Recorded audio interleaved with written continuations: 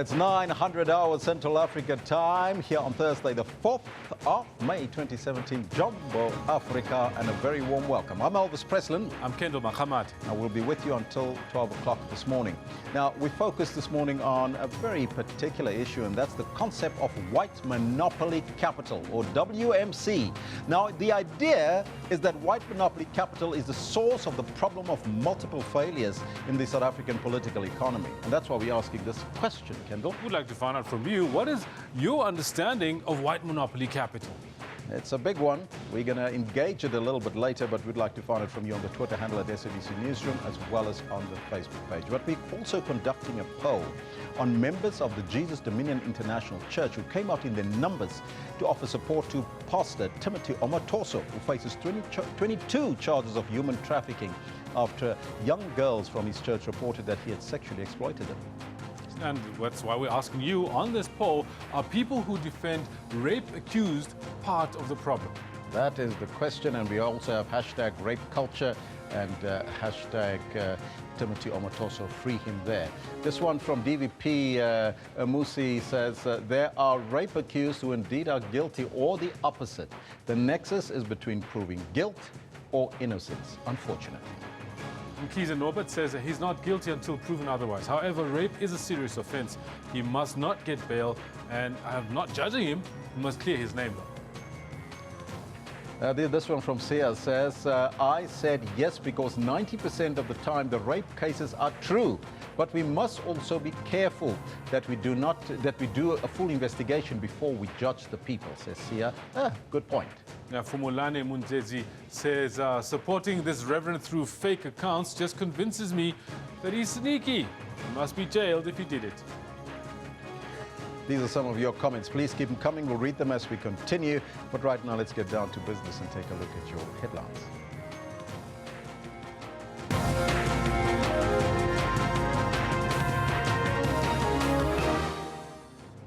The official opening of the World Economic Forum for Africa is to be addressed by the President, Jacob Zuma, this morning. Civil society groups have called on religious leaders to intervene and dig deeper into the Jesus Dominion International Ministry, as its leader, Timothy Omatoso, are charged with human trafficking and sexual assault. And the bail application of 6 farmers accused of beating 2 men to death in Paris also gets underway today. Those are your headlines, but before we get to the news, let's find out from Kendall Makamate what's happening on the sports front. A very good morning, Kendall. Good morning, Elvis. Quite a lot happening in the world of sports, but mostly in the world of football. Our fans will know that throughout the world, both in Europe and also here in Africa, there's quite a lot happening with seasons coming to an end. And that's why this is what we've got for you in the sports today. A coach was approached, and that the board felt that that was the right coach to lead Bafana forward. So, you know, we've gone with that. With the selection committee having made its choice, SAFA revealed that they will announce the new Bafana coach in the next 48 hours. The chance comes in here. Is it going to be scrambled home? Eventually, surely, still not. No. SuperSport United's title challenge seems all but gone as they get held to a goalless draw at home by Bloem Celtic with 4 games to go to the end of the season. Chance here again. Etienne with a magical save. No hands needed. At the moment, a 0-0 draw at home is not good enough. Danny Alves, now Gonzalo Higuain, who puts the ball back Alves' way. Here's Higuain, clinical. After having never scored an away goal in the Champions League, Gonzalo Higuain bags a brace that puts Juventus in control against Monaco in their first leg semi-final tie. There's Higuain, who slowed Juventus into such a strong position. More detail on these as well as other stories at 10:40. For now, stay with Elvis because he's got the news.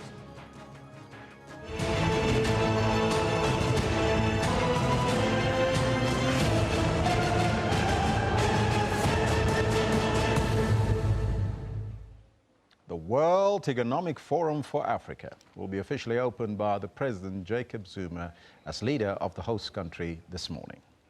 Speaking after touring the site yesterday, the president said that he is impressed with the preparations put in place. He also responded to the heckling that he received in Bloemfontein on Workers' Day. As I've been walking around, I think it is absolutely well organized. This as the world converges on Africa for the World Economic Forum. President Zuma did a walkabout to inspect the state of readiness as the country hosts the continent and the world. We are indeed indicating that Africa is there to participate in any form, whether you want big conferences or whatever. And there is more business to talk about in Africa, given the fact that as a global region, it is a developing region, therefore exciting. But as the world gets down to talking business, he touched on domestic issues. Monday's May rally on Workers' Day, which he was prevented from addressing. Protests, booing, debates is part of the culture of democracy. Now, unfortunately, people misunderstand this, misread this. Now, as in political democracy, people engage heads of states. People criticize heads of state. They call for their removal, etc., because they are expressing freely. That's culture of democracy. On international issues, he called for more debates and engagement. We as Africans as well, we are no longer remaining behind, people talking on our behalf. We are part of the process, and we are therefore debating with the world what are the solutions of the changing world today. Several heads of state from the continent, including President Mugabe, will attend the forum. The World Economic Forum is a platform where various stakeholders engage in a number of economic issues. South Africa is hoping to take full advantage of the potential economic opportunities this forum presents. Mzwandile Mbethe, SABC News, Durban. Meanwhile, the Finance Minister, Malusi Gigaba, says that he believes South Africa can regain its investment-grade rating without giving up on transformation. Gigaba was speaking at one of the main events of the World Economic Forum on Africa in Durban. The new Finance Minister also addressed the question of youth unemployment in the country. Gigaba says the government needs to change the country's economic structure in order to curb youth unemployment. We need to continue to focus on growing the economy and implementing transformation at the same time. And that's where the issue of whether you call it radical economic transformation or inclusive growth, the issue that we are addressing there is implementing structural reforms in the economy that will result, one, in changing the structure of production by industrializing the economy and creating a greater manufacturing base, but secondly, in changing the ownership patterns of the South African economy, because we cannot grow the economy on the basis of a large black community that remains without any assets, either to consume or to invest in. And so we need to create that asset base, transfer assets to the hands of the black community so that they become part of the economy.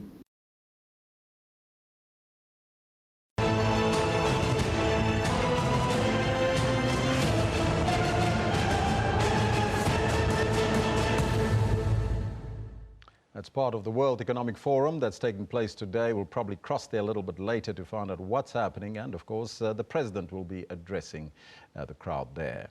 Meanwhile, members of the Hawks are being investigated in connection with interfering with the arrest of the Nigerian pastor Timothy Omotoso. Omotoso's bail hearing resumes in Port Elizabeth Magistrates Court today. He faces 22 charges of human trafficking and contravention of the Sexual Offences Act against young girls that were allegedly members of his Jesus Dominion International Ministry Church. Yesterday, investigation officer Peter Plykes told the court how Omotoso evaded arrest after being fed inside information by senior Hawks officials in his church. Hawks spokesperson Robert Ntshwida says that the action will be taken against these members. Made about Hawks members or senior officials being involved or being part of the church or having disturbed our operations. Yes, we are busy investigating those because we cannot have members inside the Hawks working against us, irrespective of the rank, whether you are a senior or a junior. As long as you stand in front of the law, you need to be investigated. And if when we investigate, there is strong evidence that leads to arrest, that will be done, yes. We now cross to our reporter in Port Elizabeth, who is outside the Magistrates Court, where the bail hearing should be starting shortly. A very good morning to you, Viva Potti. Can you tell us what is the latest there? Very good morning to you too, Elvis. Well, what we can tell you right now is that quite a number of people and journalists have made their way through into the court for the court proceedings, which are expected to take place this morning. Peter Plaitis, the investigating Hawks officer, is also said to take the stand. He was the last person to take the stand yesterday, so they are going to continue with him. As you guys have already alluded to the fact that they have mentioned the fact that, you know, there are allegations that there's a link between Pastor Timo Matoso as well as the Hawks. You will remember that it is alleged that he was supposed to be arrested in Free State over the Easter weekend, but also alleged that he got a tip-off from someone from the Hawks. So Hawks are also investigating some senior Hawks officials. That was said yesterday in the court proceedings.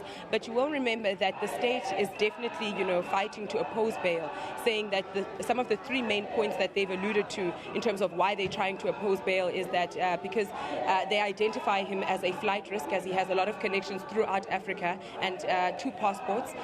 They also identify, you know, the fact that he might be able to intimidate or persuade those that are victims as well as witnesses or alleged to be victims.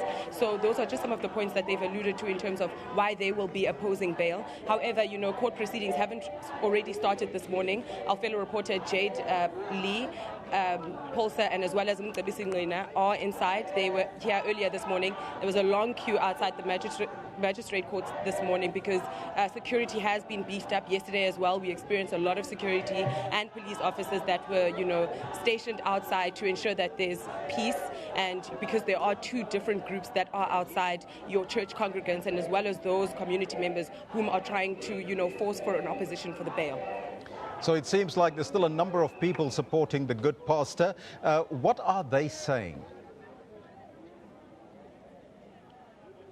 There's a large number of people that is supporting the pastor, especially, you know, the church congregants, saying that, you know, they are also seeking justice. However, they would like a bail to actually happen so that the pastor, you know, comes out as well, and they are also able to communicate with him. A lot of them have said that they see him as a father figure. A lot of them are saying that, you know, he's done a lot of good in their lives. He's changed a lot of lives, especially of those that are people that go to his church congregants. They're saying, you know, this man is a good man. They know him as a father figure. A lot of them actually refer to him as Daddy. So a lot of them, you know, are saying that for them it's a personal issue. As you know, for them, this is their father that has been alleged to have been doing these crimes, and a lot of them don't believe that these crimes have taken place. And a lot of them believe that, you know, he does deserve bail, and he does deserve to be out to come back to them and be able to take part in the church again.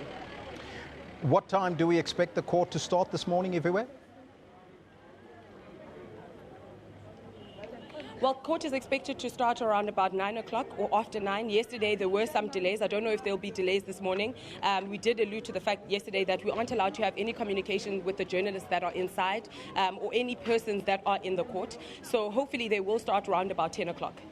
Thank you so much for that report. That was our reporter, Viva Potti, there in Port Elizabeth. We'll bring you an update of that story a little bit later, so you have to stay tuned. That's why we're also asking you that question today in relation to people supporting accused or accusers of rape. Why they should be supported. And you can join in on the conversation on the Twitter handle at SABC Newsroom, as well as on the Facebook page. And you can also contact us on the poll. And of course, you can vote.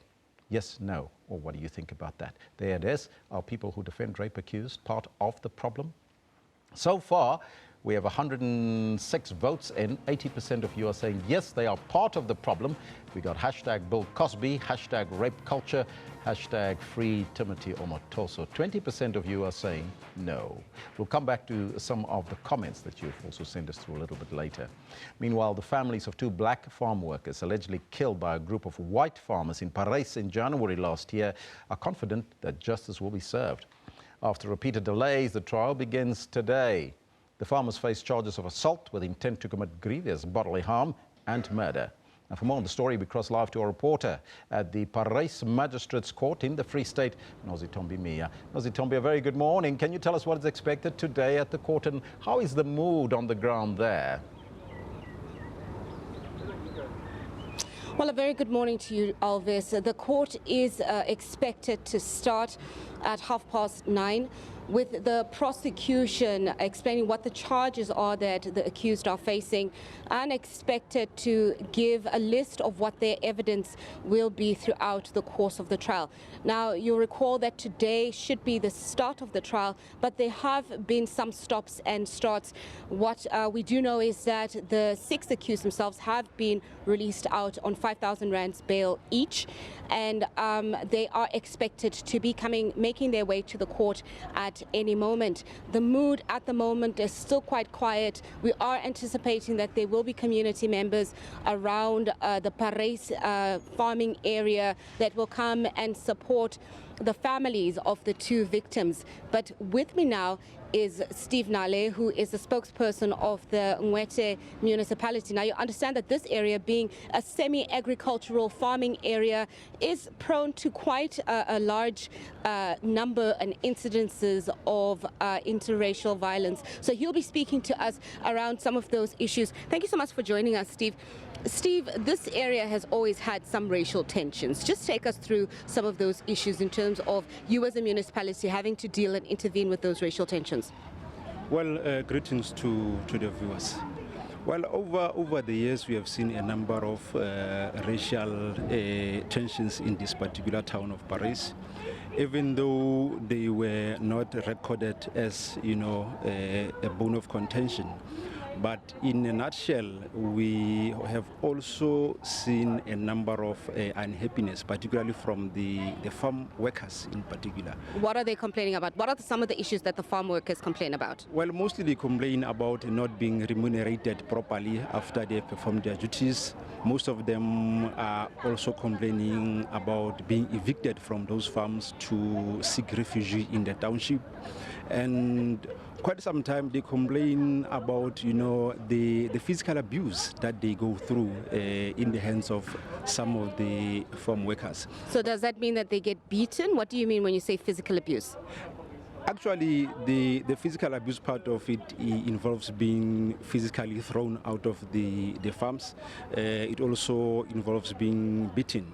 This scenario has occurred on a number of occasions. I remember, as the office of the mayor, we also had to intervene on a scenario where the farmer had to force a family to dig out the body of their deceased child.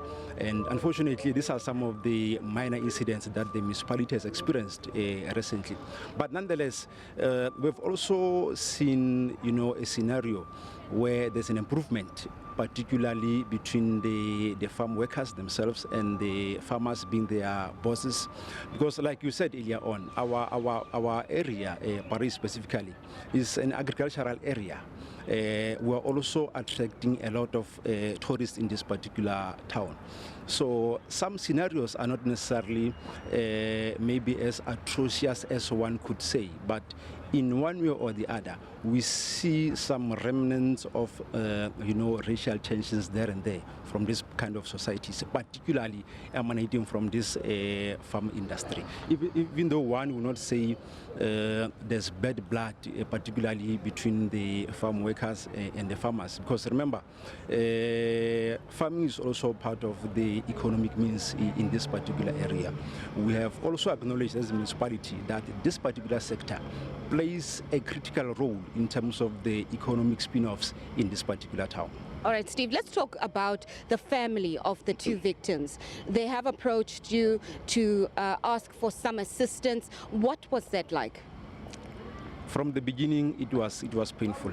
I'm sure you have seen the mayor of Mwate on a number of media platforms, even crying tears, literally.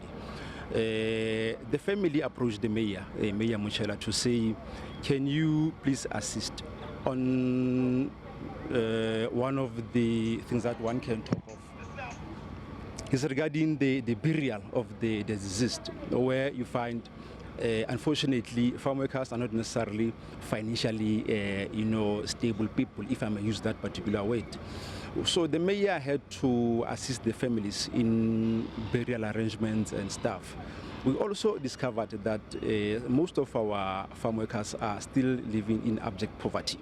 That's why even in this particular scenario, the family could not bury their loved ones. Right, So that's why they approached the mayor for assistance in this. All right, thank you so much. Steve Nale, who is the spokesperson of the Ngwati municipality, talking about some of the racial tensions that are experienced in this community. However, as Stephen says, there has been an improvement within the relationship between the farm owners and the farmers. So to a certain extent, perhaps this incident where the two farm workers were killed could be chalked up to one of those incidences that was unanticipated and did not necessarily have to do with some level of racism. But we will find out more as the trial continues and as the evidence comes to light, and with the defense and the accused themselves explaining their side of the story as to what exactly happened and how it is that they ended up killing two farm workers who, for all intents and purposes, seemed to just want their salaries back from their employer, who seemed to not want to give it back to them. But as it stands, Alves, we will be giving you updates. The court is expected to start at 9:30, and as soon as the trial starts, we'll give you rolling coverage. Thank you so much, Alves. Nozitombie, before you go, just a brief, a quick question there. Yesterday, we've seen a number of people in Kolini. They were protesting, and of course we've seen the run-up to that court case where people were protesting the streets and burning down some infrastructure there. Are we expecting some support for the people that were killed in that area in Parys?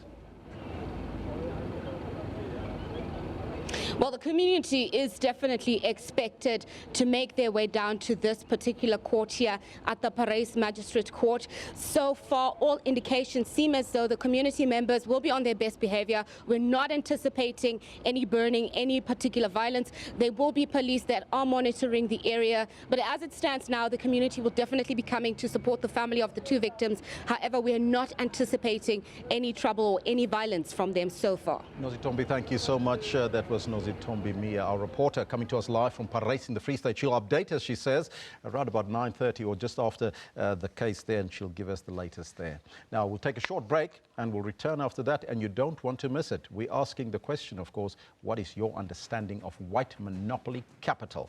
We'll come back to some of the tweets as soon as we get off. Do we go to a break or do we get some of the tweets? Okay, let's go to the tweets and see what you have to say about this. This one from Malibongwe says, white monopoly capital is not the white cafe owner, but rather the massive firms that control the bulk of the country's economy.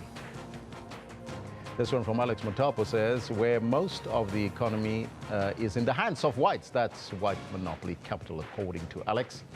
I'm sober says, and in love, I understand that those are first, middle and last words. Guptama, probably in Gautama, will always say. White monopoly capital, hashtag there. This one from Victor says, wealth supremacy that white society in the country earned through apartheid. And it's an advantage to date with cards stacked in their favor. So says Victor Mokatlana.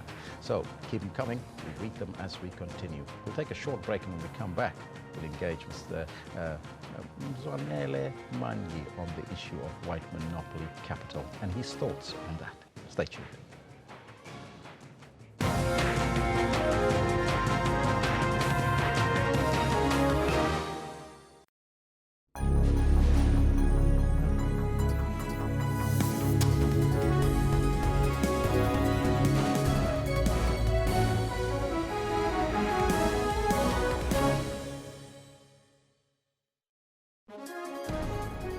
Rights and Recourse tackles constitutional issues. When South Africa became a constitutional democracy, we had a fairly sound legal system in place requiring the Constitution to guide the direction in which it must go and the way in which it must be refashioned. The Justice Ministry, the custodian of human rights. We actually have a plan to come up with a comprehensive review of our human rights instrument. Advocates dealing with evidence. Sometimes you have to use a crook to catch a crook. So we expected that credibility would really be taken to task. You try and consult your witnesses and prepare them as best as you can. Hashtag Rights with Dubila Matez on legal issues every Sunday at 2 o'clock Central African Time.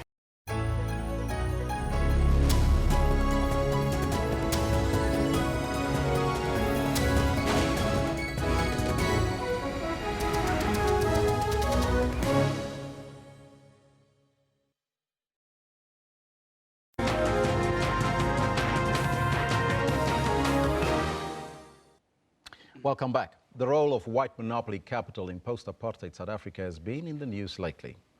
In the South African context, it can be understood as the white population's extensive and very exclusive control over the country's economy. Now, the debate reflects a recanting view against the Rainbow Nation dream sold when the country gained political freedom 23 years ago. The idea is that white monopoly capital is the source of the problem of multiple failures of the South African political economy. The response has been a rising chorus of white monopoly capitalism's deniers who argue that the governing African National Congress is using the concept as a shield against criticism. The president of the Progressive Professionals Forum, Mzwanele Manyi, has been very vocal about white monopoly capital, and he joins us now in studio. Very good morning to you, sir, and welcome. Hi. First and foremost, we're asking our viewers today, what is monopoly capital? We'd like to ask you the same question. Yeah, look, I think it's a very important question because otherwise the country can be racially polarized. It's very important to, first of all, say what it is not. It is indeed not every white person you meet on the street. It is not every corner cafe, every small business, medium-sized business of a white person, as it were. What this is the extreme end of capitalism. These are the few oligopolies in society that control the whole economy, as it were. So you've got pockets and pockets of these oligopolies that have formed themselves into somewhat of a cartel, as it were, and they raise the barriers of entry. There's massive exploitation of the people on the ground. That's really what it is. So if you want to take specific examples, banking, for instance, that is a white monopoly capital. And it's important, by the way, to separate white monopoly capital from just talking monopoly capital. Other people tend to say, no, it's not white or black, it's just monopoly. No. It's not just monopoly, it's white monopoly capital, and which is a problem. And the issue there is that there are certain monopolies that you want in society. These are the state-owned monopolies like your Escoms of this world and so on. So you do want those because when you have those, you ensure that the prices are controlled for the poorest of the poor. So we must not be general and just say monopoly capital like I hear some of the comrades saying. I think this is incorrect. We must be very clear. We're talking white monopoly capital. This is private sector monopolies that continue to have an insatiable appetite for profits, an insatiable appetite for huge market share. That is a problem. And you would argue that state-owned entities has got nothing to do with that because they're state-owned? State-owned enterprises, they do that for the benefit of the poor. They ensure that they can control prices for the benefit of the poor. You wouldn't want a situation where there's a problem with water because some other company can't make a profit or whatever. You want that in the control of the state. You want electricity in the control of and various other basic issues, as it were. So we must separate monopolies controlled by the state. For us as PPF, we approve those. But monopolies controlled by private sector are the ones that are dangerous to society because the greediness is a problem. We cannot have a situation in South Africa where we talk about a problem of inequality and continue to have Competitions Commission approving measures and acquisitions that continue to perpetuate this inequality. You can't have a company that owns everything when other companies own nothing. Now, the counter-argument would be that capital has no color, and that, or political affiliation for that matter. So, therefore, that no race or person can monopolize an economy. Well, the facts are very different. If you look at the commission, the report for the Commission of Employment Equity, for instance, you will see who runs the economy of this country. It's largely white people. That is just fact. If you go to the Stats SA statistics and look at the earnings in the country, you will see that people that earn more than other people, it's white people. If you look at the asset ownership of this country, and you look at who owns more assets, who owns land, who owns everything, it's mainly white people. So it's a very tired argument to come and say it's got no color. Yes. Now, your detractors would also say that white monopoly capital tag is a fabrication and an excuse to hide government's failure to transform the economy 23 years into democracy. No, I think, your thoughts on that? I think what the ANC is not communicating well is the fact that the ANC inherited a junk status of an economy. The ANC inherited an indebted economy. For the first 10, 15 years, the ANC government had to pay up apartheid debt. This is what it had done. So when we count the 23 years of government, we must take off 15 of that, because that was to normalize the thing. So this notion that ANC has failed is a very disingenuous and malicious notion, which does not take into effect the reality on the ground. The ANC government could have decided that they are going to abandon the apartheid debt and just continue, but it didn't do that because it wanted to be part of the globalized society, to be able to answer the two questions of the rating agencies, which is willingness to pay and ability to pay. So the ANC government played by the rules. So it can't be punished now because it played by the rules. Those opposed to the concept of white monopoly capital would also argue that the public relations firm Bell Pottinger and its supporters of the Gupta family is part and parcel of orchestrating this tag of white monopoly capital. Thoughts on that? I think that's another very fake news kind of approach to reality. You can go to documents. Let me go to documents of even the SACP way back in 2007. This SACP is very clear. I can give you documents. They can go to their Umsebenzi report of May 2007. They speak about that. This was long before Bell Pottinger became a red herring in South Africa. So we can go back to documents way back. So that notion is a very mischievous. In fact, it's a silly notion. It pretends that people don't read. There's a notion that pretends that people don't know what was happening in this country. The problem we have in South Africa today is white monopoly capital. If you look at the Johannesburg Stock Exchange, black people own only 3% of the Johannesburg Stock Exchange. If you look at who owns the fuels industry, Sasol alone owns about 95% of the sector. If you look at who owns wood and paper sector in this country, two companies only, Sapi and Mondi, they own something like 91% of the paper and industry. I can go on. If you look at who owns the construction sector, the big five or so firms, white firms, they're the ones that own the construction sector. Banking, big five or big four. Auditing, big five or big four. The list continues. What's left for black people is plaza shops, it's hair salons, it's events management, delivering of flowers. That's what we've been reduced to. And for us as black people, we cannot be content with the notion that build your own thing. No, we have built this 15 trillion rand that is sitting on the stock exchange. As black people, who've been part of that. So we must own that. So the ownership of the country must be equitable. You can't have black people that are spectators and be told that let's first grow the economy, we'll invite you later. No, black people must be part of the growth of the economy here and now. Now, there are those that will say to you that Triple BE and BEE has basically empowered black people to participate in the JSE, and there's a lot of people that participate, although ownership is only 3%. Yeah, indeed. BEE has done what it could, but the problem again with BEE, broad-based BEE, it has been abused. We're beginning to start a new narrative in the Progressive Professionals Forum that, in fact, in order to make progress on BEE, the 7 elements that have been there must be taken away, some of them. We must focus just on 2 elements only, ownership and management control. Those are the narrow BEE. I think what South Africa must understand is that BE is not a social program. We must have a social program, which is very important, but BE is an entrepreneurship, is a business issue, is to say people must be industrialists, is to say people must be owners of the productive assets of the economy. This is very different from helping people that are trying to emerge, people that are totally out of the margins of the economy, that don't know what they're going to eat tonight and all of that. That program, the social program, must be driven outside BE. BE has got to be where you create wealth. BE has got to be where you drive the economy so that you are able to afford the things that you must give to those that don't have the wherewithal. So the combination of all of that into the broad-based BE, I think, has been a fundamental flaw in the system, must be separated. Minister Batabile Dlamini and social development must deal with the social elements of it, and then the economic cluster must deal with just the two elements, management control and ownership. Will that not give rise to a certain black elite when we call for black industrialists and that sort of thing and create another monopoly, vice versa? I think it is important that we do not as a country, we should not have some kind of anti-black, rich black people. South Africa needs to have black people unapologetically.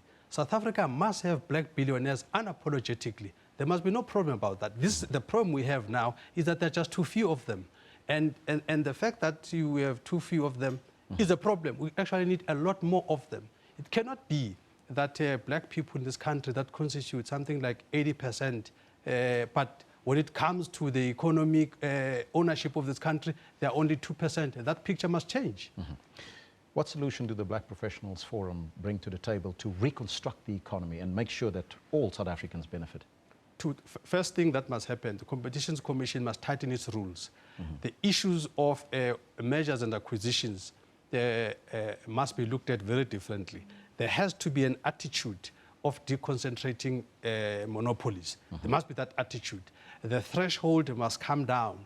You can't have a company that owns 45% of the market share. Those thresholds must be brought down. So some research must be done so that this thing is done in a very rational manner. That's the first thing that must happen. The second thing that must happen is that the PIC and the IDC must have a policy of asset prescription. It must be clear where they're taking this money. It cannot be that you have the PIC and the IDC that continue to feed into the growth of the white monopoly appetite. They have to go into much more developmental aspects of the economy in order to ensure that the sustainability going forward. The way they continue of just feeding areas that are already well-to-do, it creates a congestion into the various metropoles of this country, when in fact there could be much more economic development in the rural areas. But the returns there are longer, so therefore it means as a country we must take a long-term view and not be short-termism as we are. Mr. Manya, I'm going to ask you to stay with us for a second. We're going to go to the other interview in Durban, and maybe you can comment after that. That is the president of the Progressive Professionals Forum, Mzwanele Manya, here in studio with us. Now, the call for radical economic transformation has grown louder since the president, Jacob Zuma's 2017 State of the Nation address. White monopoly capital has been blamed for the fact that the majority of black South Africans remain marginalized from the mainstream economy 23 years after apartheid ended. The facts, they say, is that capital has no color or political affiliation. Thus, no race or person can ever monopolize it. As such, white monopoly capital talk is seen as a fabrication. The Managing Director of Banking Association of South Africa, Cas Gavadia, now joins us from our Durban studio. Mr. Gavadia, thank you very much for joining us and welcome. Thank you. Thanks for having me. First and foremostly, I would like to get your perspective on the term white monopoly capital, and is it perhaps a reality? Look, I think one needs to accept that because of the history in our country, white capital was advantaged under apartheid. But I think that it's not an issue that should hold us back right now from actually developing an inclusive economy where all South Africans actually have the opportunity to enrich themselves and to grow and to develop as business people, and as individuals. So I'm not too much in favor of slogans. I think that we do need to accept that we live in a market-based capitalist economy, and that's what we have in our country. And we need to see how we make that economy work for all of our people in the country, and we all need to put our shoulders to the wheel to do that. Do we need to look at the structure of the economy? Absolutely, and business in various forums is seized with that. It is looking at how we need to structure the economy to ensure that the majority of our people have access to that economy in all sorts of different ways, including ownership of the economy, but not limited to ownership of the economy, because we do need to ensure that ordinary people who do not have the sort of capital and funds to actually become industrialists, become shareholders in companies in their own name, also have the opportunity to participate in the economy in different ways. So I think that we should actually begin debating how we restructure the economy to enable entry into the economy of the majority of our people. Now, you've defended the banking industry on the progress that is made across the sector and has dismissed any suggestions that this is the least transformed industry in the country. Is that correct, and why? Well, the banking industry has made significant progress since 1994. We actually offered and volunteered a transformation charter well before the Black Economic Empowerment Act was promulgated. We've made significant progress since then in different areas, and we put those figures and data to the joint hearings in Parliament a month or so ago. And we're absolutely clear that the data backs that up. Is it enough? Do we need to do more? Absolutely we need to do more. All sectors of society need to do more. But the issue is not whether transformation has happened or not. Transformation has happened. And we need to recognize that. We need to say on the back of that, what more do we need to do, and tackle those areas where we haven't done very well. So we will continue to maintain that the figures bear out the fact that transformation has occurred in the banking sector, and we will continue to work away at it to ensure that we actually plug whatever holes there may be. Your detractors would argue that transformation has not been radical enough within the banking sector. We only got 4 big banks and the rest are smaller banks in that region. What do you say to that, and how do you change that in a very low growth trap economy that we have? Look, I think the concentration of the banking industry, we have under the Reserve Bank many years ago established a 4-pillar policy where they actually encouraged a 4 major bank policy in this country. Having said that, we have a bank like Capitec that's come into the market and has created significant competition in the market to which other banks are reacting. To me, the issue is not whether we have 4 banks or not. The issue here is how do we ensure a diversified financial sector that will deliver financial services to a broad range of people. So we have a Cooperative Banks Act in this country, for instance, which has been on the statute books for quite a few years. We've only licensed about 4 cooperative banks. We need to ask why. What do we need to do to license more cooperative banks that can collaborate with the commercial banking sector to deliver financial services to where we need to get them to?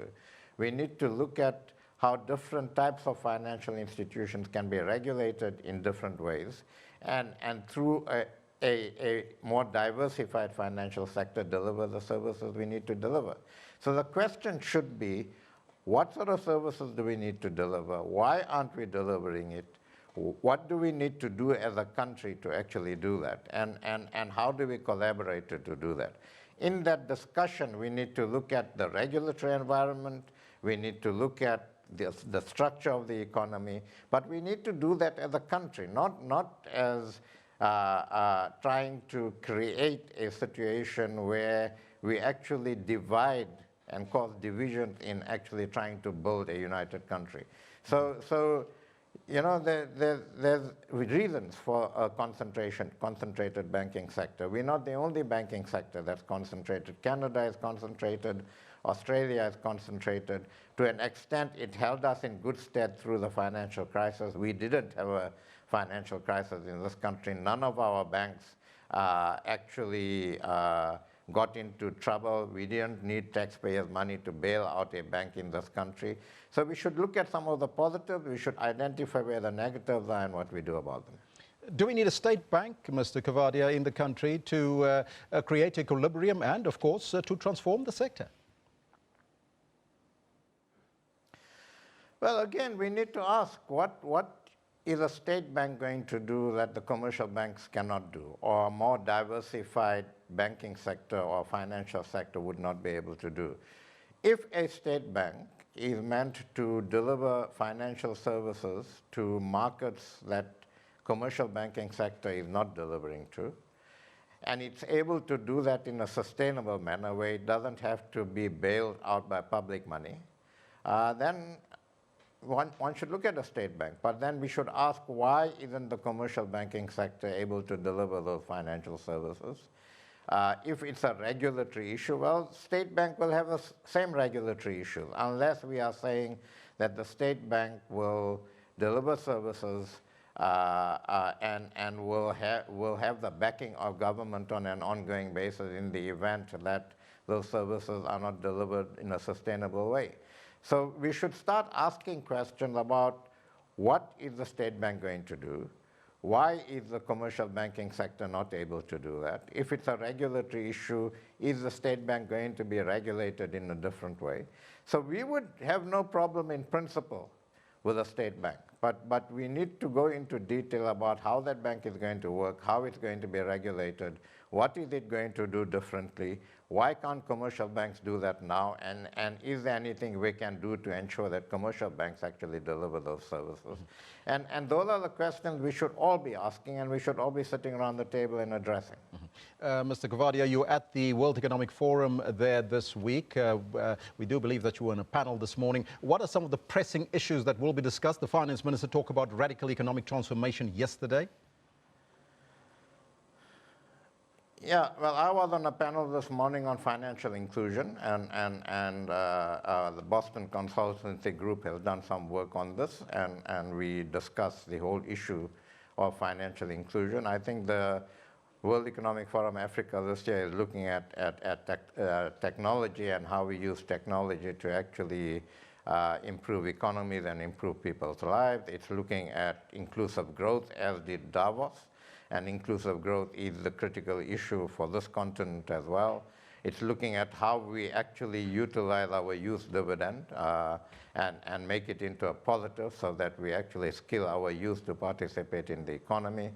And it's looking at the issue of leadership. What sort of leadership do we need on the continent to ensure that our continent actually utilizes the advantages it has, and it has significant advantages, to actually grow economies and ensure that economies grow in a way that's inclusive, and the majority of our people actually benefit from that growth. And that's something that we seized within South Africa as well. So those are some of the issues that are being discussed. I thank you so much for your time and joining us.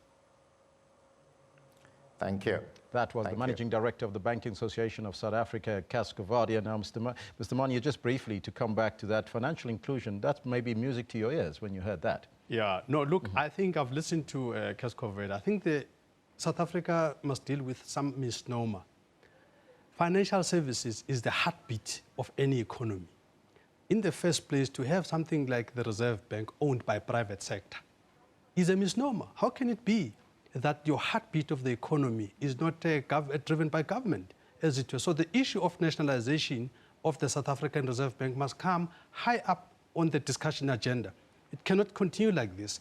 You cannot, if you look at the posture, if the Reserve Bank is saying they're going to have a 4-pillar strategy, therefore the Reserve Bank is saying we must continue to have a white monopolistic economy, a white monopolistic banking because those 4 pillars are 4 white-owned banks, as it were. And when black people try to be part of even that, then they're limited to something like 10% or less of that. And then you get all kinds of silly things like once empowered, always empowered. So indeed, it means the transformation of financial services, starting with the Reserve Bank, is urgent and is pressing. We need a lot more competition. We need to deconcentrate these banks. It can't just be 4. There must be 20, there must be 30 banks in this country. There must be a black bank. The Reserve Bank must be given a political target of ensuring that in the next financial year, in the next 2 years, and so on, they must approve licenses from black people. As a strategy, they must look out and encourage and assist people. It cannot continue like this. The progress that Kes is talking about is just the massaging of numbers. What they do, they take normal loans, which they would have otherwise have given to black people in terms of the criteria that applies. They conglomerate those, and then they say, this is how much empowerment we've done to black people. We've given them, and when you look at it, it's just the normal loans of prime +5, of prime whatever, that they would have given in at any rate. For us, when we say transformation in financial services, it cannot be that my big house in Soweto is worth less than a 4-roomed house in Randburg.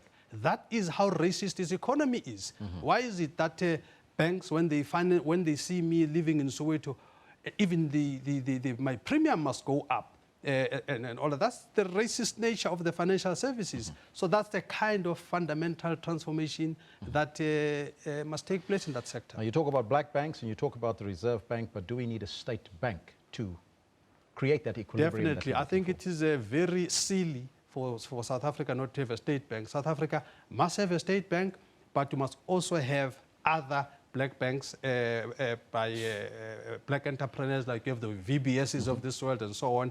But the state bank is key and is crucial. How can you have a government that says it's in charge, but the government is not in charge of the finances? It's silly. In fact, this just shows how captured the economy of South Africa is.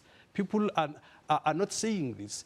White monopoly capital has actually captured the economy of this country. Everything that is not in line with them, it gets all kinds of degradation and ridicule and what have you. The fact of the matter is that if you face the facts, white monopoly capital has captured the state in South Africa. Post-bank, is that perhaps the answer? It's a very good starting point, and I'm happy that government is making progress in that regard, and I think a lot more progress should be made. Already, if you had a post-bank operating as envisaged, there would be a bit more competition that is currently happening. And right now, these big 4 friends in banks, they sit there and decide what they do, what they don't do, and all that. And if you don't like it, then you're out of the economy. You cannot have a situation like this. There must be more competition. Post-bank, in fact, even the ANC has been resolving on this post-bank, and there must be a lot more energy put into to do that. That would be a starting point, but it can't be the end. We need a lot more other black banks, as it were. As the PPF, is it then your contention that white monopoly capital is responsible for South Africa's economic problems that we're sitting in, junk status as we sit here? From time immemorial, yes, indeed. You must remember that in the first place, for South Africa to have such a slow growth is because of white monopoly capital and their greed. Instead of investing in this country, they take their money, they invest it elsewhere. This is the problem. And by them investing their money elsewhere, they reduce the economic confidence that others have in this country. But luckily enough for South Africa, because markets elsewhere are saturated, investors continue to come in here. Even as we speak now today, the inflows into the country are in the right direction. With all the junk status story happening, South Africa is still not being locked out purely because we are a potential for growth, and others see that. And the problem with our white monopoly, particularly in the country, is that they have no confidence in South Africa. They are keeping their monies in reserves. If you can look at their reserves, it's billions and billions that they're not putting into the economy. You can look at even their social development budgets.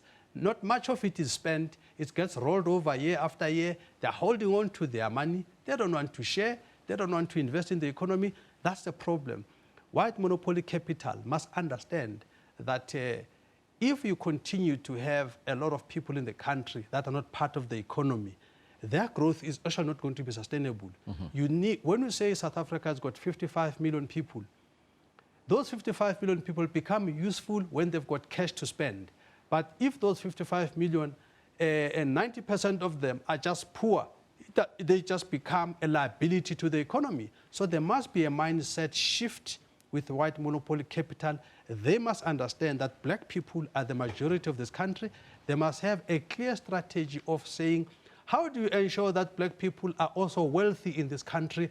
How do you make sure that you assist black people to become industrialists? And by so doing, they have a multiplier effect with a growing economy. Mr. Manye, I thank you so much for your time and joining us here. There's a lot more issues that I need to discuss with you, but we'll do it at another time. We need to talk about the FICA bill and how that impacts on you. That was Mr. Jimmy Manye, or Zwanele Manye. Let me rectify that. Here in studio with us, the president of the Progressive Professionals Forum joining us. We'll be right back with you just after 10 o'clock. We continue this discussion. White monopoly capital. What's your take on it? We'll take a break.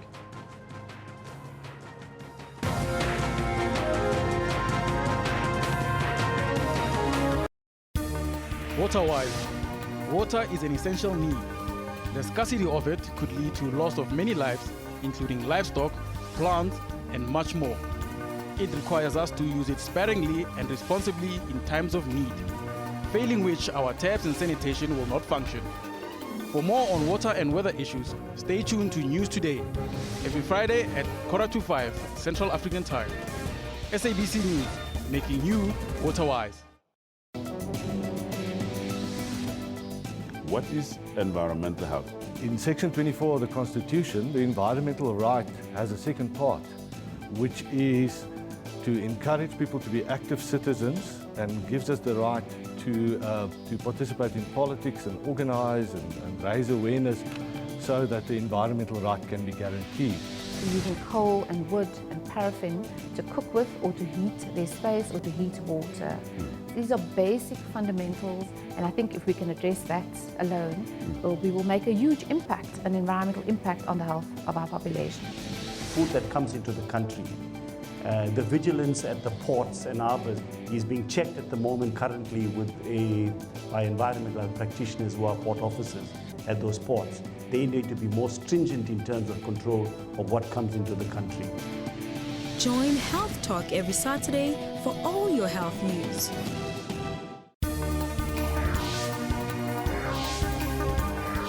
I'm Alicia Jali, joining us live from our Johannesburg studios. A quick look now at your current news leaders. Parliament's Communications Committee has decided on 5 names to sit on the SABC's interim board.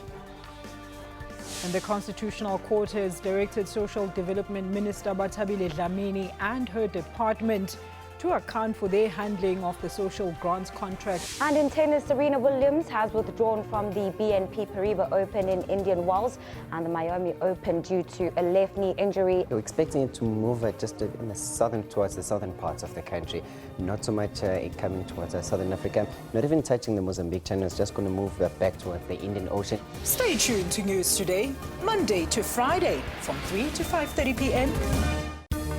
Water-wise, water is an essential need. The scarcity of it could lead to loss of many lives, including livestock, plants, and much more. It requires us to use it sparingly and responsibly in times of need, failing which our taps and sanitation will not function. For more on water and weather issues, stay tuned to News Today, every Friday at 5:45 Central African Time. SABC News, making you water-wise.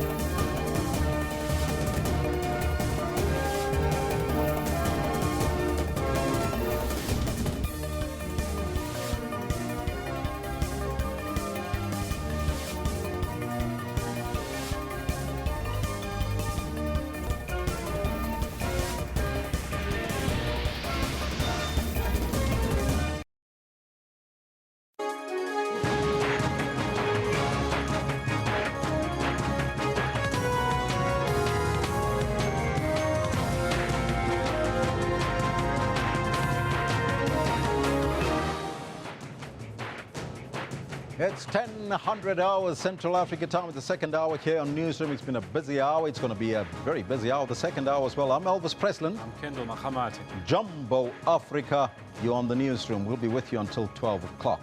We focused this morning on our question on white monopoly capital.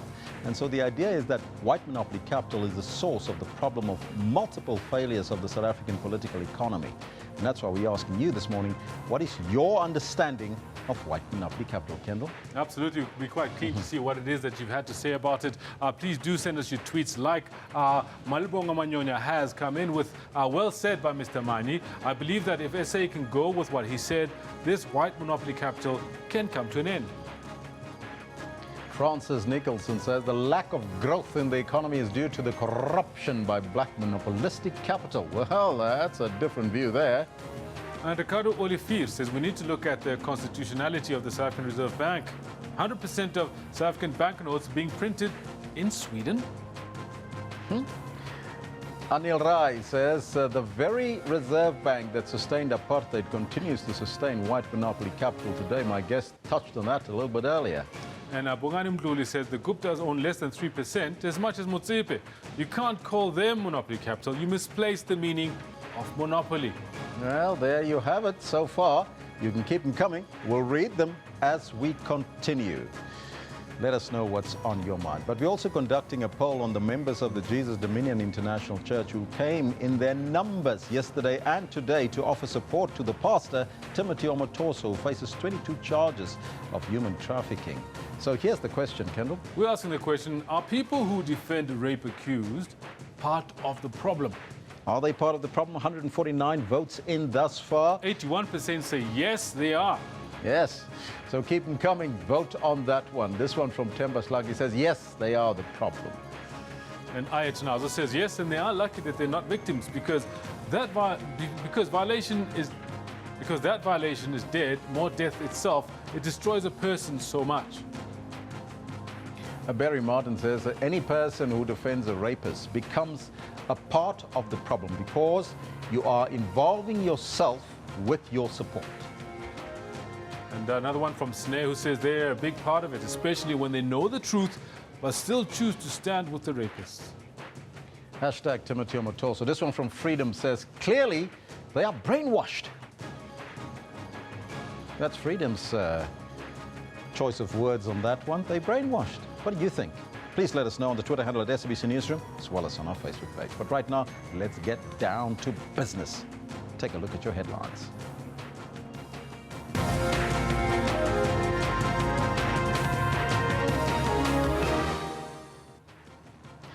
The official opening of the World Economic Forum for Africa is to be addressed by the President Jacob Zuma this morning.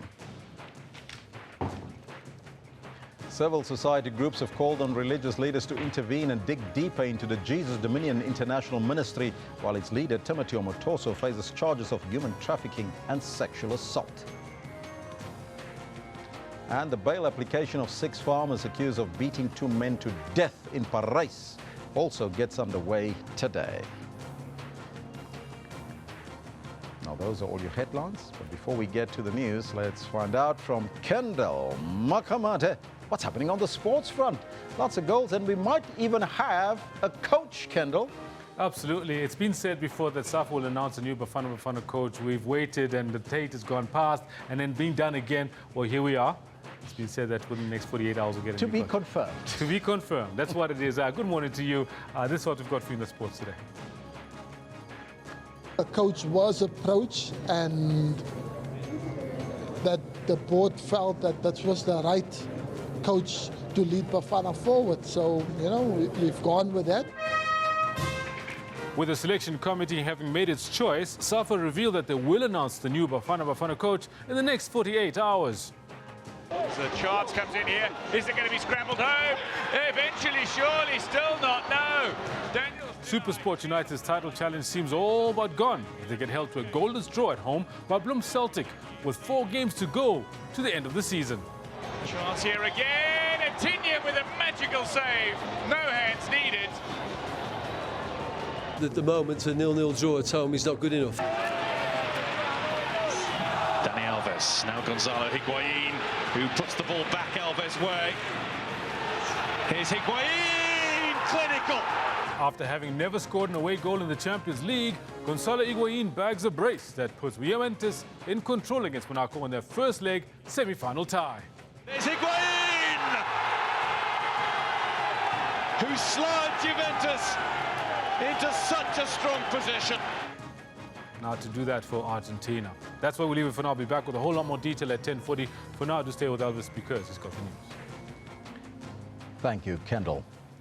Now, Johannesburg Stock Exchange Limited is the oldest existing and largest stock exchange in Africa.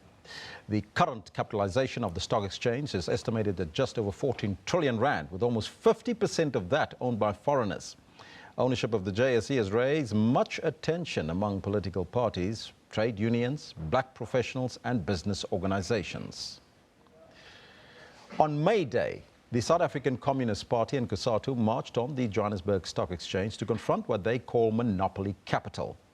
Finance lecturer at University of Cape Town, Mishek Kimatise, and the business academic, Dr. Sean Gossell, highlighted that there is no such thing as white monopoly capital with asset ownership figures indicating that international investors and black investors are the dominant shareholders in the Johannesburg Stock Exchange.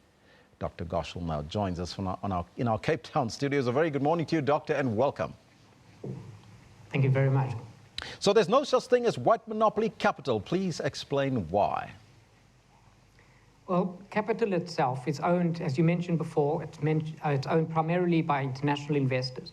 I think the previous speaker spent a lot of time misconstruing exactly what capital and ownership is in our economy. South Africa's economy has never diversified, mainly because of policy failure. So as a result, we're reliant on international capital to fund our current account. Primarily, this capital is in the form of portfolio flows because we don't attract FDI. So we get shares and bond trading in our economy. That's then represented in the JSE by the 50% of share ownership. At the same time, South Africa has gone a long way towards transforming its economy, and therefore you see share ownership in the JSE in terms of our pension funds as well, being transformed and being divergent in terms of its ownership. However, it's impossible to tell who actually owns the JSE in terms of racial classification because nobody classifies their race when they buy and sell shares. And the ownership of the JSE, in terms of the ownership of those companies, the directors don't own those companies, the shareholders own those companies, and those shareholders are diversified around the world, they're globalized. So much of this white monopoly capital that we hear about is a very convenient slogan. Essentially, it's anti-globalization, which is really what the battle is about. It's not about the control of the economy. It's not about white versus black. It's about moving away from international globalization, which South Africa undertook in 1994, towards a much more centrally controlled, government-controlled economy and a much less market-based economy. Mm-hmm. So my previous speaker did indicate that only 3% of black people own stocks on the stock exchange or ownership of the stock exchange. So you are saying that that is incorrect? That's illogical, simply because, once again, it's a misunderstanding of what it means to list a company. Listing a company is basically a contract between the people who own the company previously and those in the future who are going to own the company. It's a transfer of ownership from the company, typically the entrepreneurs, to shareholders. The exchange that occurs therefrom is that you give up control of your company in exchange for capital through the sale of shares. So by saying that we have 3% of black-owned or black-controlled companies on the JSE is not surprising, because if you want to retain control of your company, you shouldn't list the company. So I'd be much more interested to know, and I don't know the statistics around this, I'm not sure if there are any around it, what is actually the percentage of unlisted companies that are black-owned? And I think we'd probably be surprised. Mm-hmm. Talk to me about the research that you've done on ownership on the JSE, and is it not, what came out of that particular research? Well, what we're finding on the JSE is that the more diversified the sectors typically is a result of policy. So South Africa over the last 20 years has essentially become a services-based economy. And the previous speaker mentioned about the banking sector and the concentration of the banking sector. That's very normal. It's typical of economies such as South Africa. It's what we see internationally as well. An outcome of having such a financially concentrated service-based economy is the disparities, the inequality, the unemployment levels, etc., that we're seeing in our economy, typically you can't build an economy on a financial services-based economy. And expanding the banking sector, as the previous speaker said that we should be done, is not going to solve our unemployment, our poverty levels, etc. Simply because the employment level and the skills level required in those sectors does not make use of mass labor.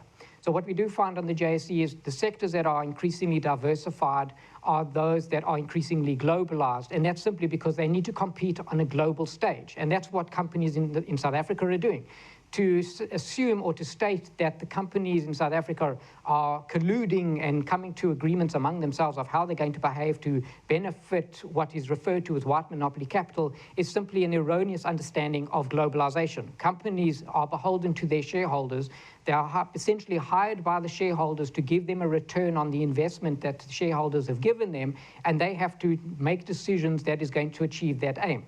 Whether it means investing internationally, maintaining some kind of war chest to fight against increasing political uncertainty and socioeconomic instability, that's what normal, rational companies are going to do. There's nothing unusual about that. There's nothing monopolistic or collusionary about that. It is rational decision-making. And if the shareholders don't like the decisions that the directors are making, the shareholders can then either sell their shares or replace and remove the directors. That we still have directorships and shareholding in this country that is relatively stable indicates that the shareholders have faith in South African companies. And as we've recently been downgraded to junk status, increasingly what's going to happen is you're probably going to see heightened offshoring and disinvestment because South Africa's political risk is going to rise and the return is not going to keep track. So, and it's highly unlikely that unless we can stimulate economic growth, you're not going to have transformation. White monopoly capital will remain a means of diverting attention from South Africa's very real, significant and structural problems, which can't be overcome just by separating out a certain level or portion of capital, identifying that portion of capital, and then saying, well, we must just transfer that portion of capital from one sector of our society to the public sector because the public sector will, in theory, do a better job, when in reality, if we look at our state-owned enterprises, our public sector does not do a better job. The previous speaker mentioned about how the state-owned enterprises are there to offer services and at a pricing that is affordable to the poor, but the reality is the opposite. Public services and public sector companies globally are mispriced. They do not offer cheaper services to the poor. They're actually more inefficient and therefore they're more expensive. The private sector is much better located to offer services to the poor. Naturally, of course, this precludes certain state resources. The previous speaker mentioned about water. If you take a look what happened in Chile, when Chile privatizes water, at first it had to renationalize the water because the populace couldn't afford it. So there is a space for nationalized wealth. At the same time, if we look at the biggest hindrances in our economy and the reason South Africa is not growing, it's largely because of the bottlenecks created by state-owned enterprises, which are Eskom, Transnet, yes, and then our digital migration. Doctor, just lastly and briefly, why has the Johannesburg Stock Exchange, you think, became a target for radical economic transformation? And is there a sense that there should be financial inclusion to include the majority of South Africans? Once again, it's an outcome of South Africa's failure to create a manufacturing base. We are a financial and services-based economy. The JSE is a natural target for that. But bearing in mind, the portfolio of flows that South Africa relies on to fund its current account consists both of shares and bonds. But you haven't seen any marches going to the bond market because the bond market is not as exciting and not as visible. So the JSE bears the brunt. It's also a direct misunderstanding between ownership and shareholding. Because you have white directors does not make the company white. The directors are there only to act in the interest of the shareholders. It is customers and shareholders that own companies, and that is across all racial classifications and across the geographic range of whichever range the company is trading and operating in across the world. So companies are not white simply because they have white directors. That is meaningless. Doctor, thank you so much for your time. That was business academic Dr. Sean Gossel talking to us about the 14.6 trillion rand capitalization of the Johannesburg Stock Exchange, and 50% of that owned by foreigners. Well, that's where we got to leave it for now. Let's now cross to the World Economic Forum in Durban, where it's all happening. There's a press briefing underway. Let's go there live. Working on Internet for All and how to expand the opportunities for the 4 billion people, many of whom are in Africa, to have access to the digital world in which we live, which opens up both economic and personal opportunity. And with a pilot set to initiate in Kenya, Uganda, Rwanda, and South Sudan as a way to start to bring 25 million people into a digital world, to give them access to mobile communications over the next 3 or 4 years. And in emerging market health systems, where we have pilots, public-private partnership pilots in Kenya and Nigeria, to try to leapfrog the actually failed or really struggling health policies in developed markets, and to really leverage technology, leverage advances to improve health delivery. And then the final thing I note is financial inclusion. If we're going to provide opportunity for the millions of young people coming along, a key element is to help them have access to the formal financial systems. Financial inclusion, it has huge gaps today. It's measured the wrong way. It doesn't include usage and sustainability. And there are huge issues of trust, here in South Africa, but across the continent. And we see one of the next big challenges of how to really take financial inclusion to the next level. So to me, getting groups together, multi-stakeholder communities together in the way the WEF does, is a unique way to share learnings, recommit together, and align on an agenda to really make a difference here in the years ahead. Thank you. Ulrich, ABB, obviously big player in infrastructure, and infrastructure is one of the challenges that comes up again and again when talking about development. What's your perspective on how companies can take a role in helping bring about the sort of transformation that we've been hearing is necessary? Thank you, Adrian. Yeah, ABB is a partner of the WEF since its foundation, and we are very honored to co-chair the WEF here in Africa. We are in this continent, we are since 110 years a partner. We're celebrating this year 110 years of presence of ABB in this part of the world, and we're very proud that a lot of the infrastructure that is out there has somehow the signature of ABB in it, whether it's in the power grids, whether it's in the rail sector, whether it's in industry, and all together. At the moment, there are two revolutions going on in the world. The energy revolution, where renewables are kicking in at mass, and the industrial revolution through digitalization of industry.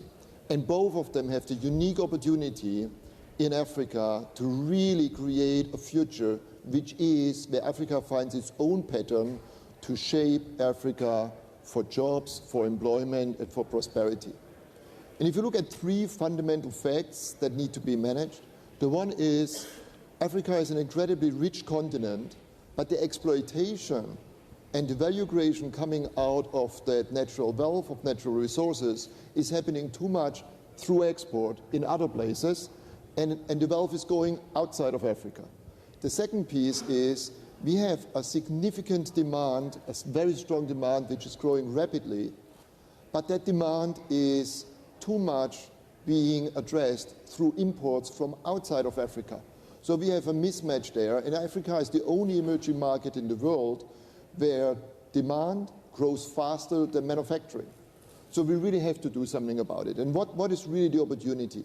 I think the opportunity is that we re-domicile the value chain and re-domicile and create a bridge between the natural wealth below the earth and the very strong demand by setting up a very strong African value chain that consists out of a couple of building blocks. Number one, we need reliable electrification. And that's not only the standard classic power grid, it's a combination between the classic power grid and new solutions like microgrids, which give access to the 600 million people in Africa that don't have permanent access to electrification.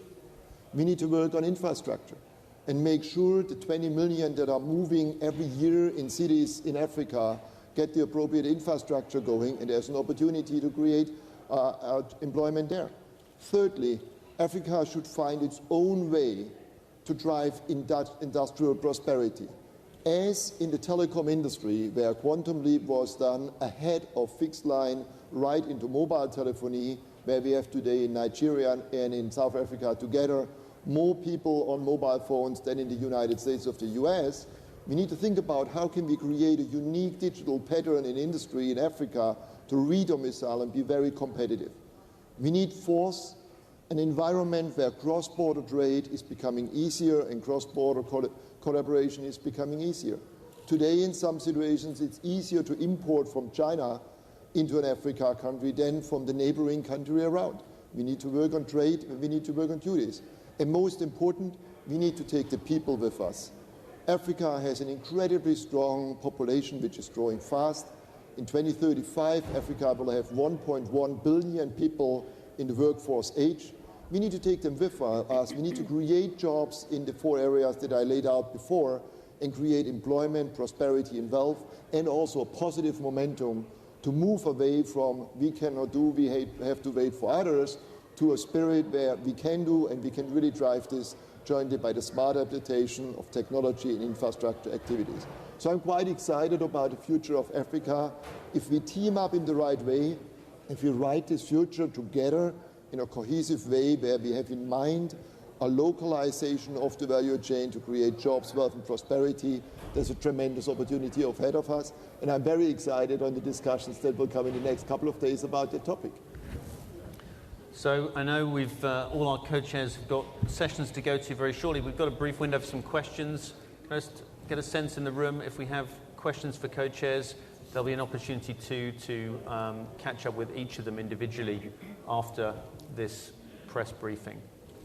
So perhaps whilst they gather their thoughts, can I just come back and turn to you, Winnie, and just say there is this tension that you outlined between the speed at which people want change and also the need for business to plan long-term and look long-term. How does that balance get struck? Because it seems sometimes that these two things, this demand for radical economic transformation and at the same time this need for stability and some measure of predictability are at odds with one another. There is urgency. There is urgency to tackle inequality and poverty in Africa. Because like I said, the young people coming on the market, 12.6 million every year, they need jobs. So there is urgency to look at the economic model and start to plan differently. For business, this means that also business models have to change. We have to encourage more business models that share value with more stakeholders, that don't channel profits only to shareholders, but also share their profits with workers, with consumers, with suppliers, giving them a fair price. So business also has to transform. I think that we have a range of businesses here in Africa. We have some businesses that are values-driven and that share their value better, that pay good wages to their workers, that pay fair price to consumers, that do corporate social responsibility.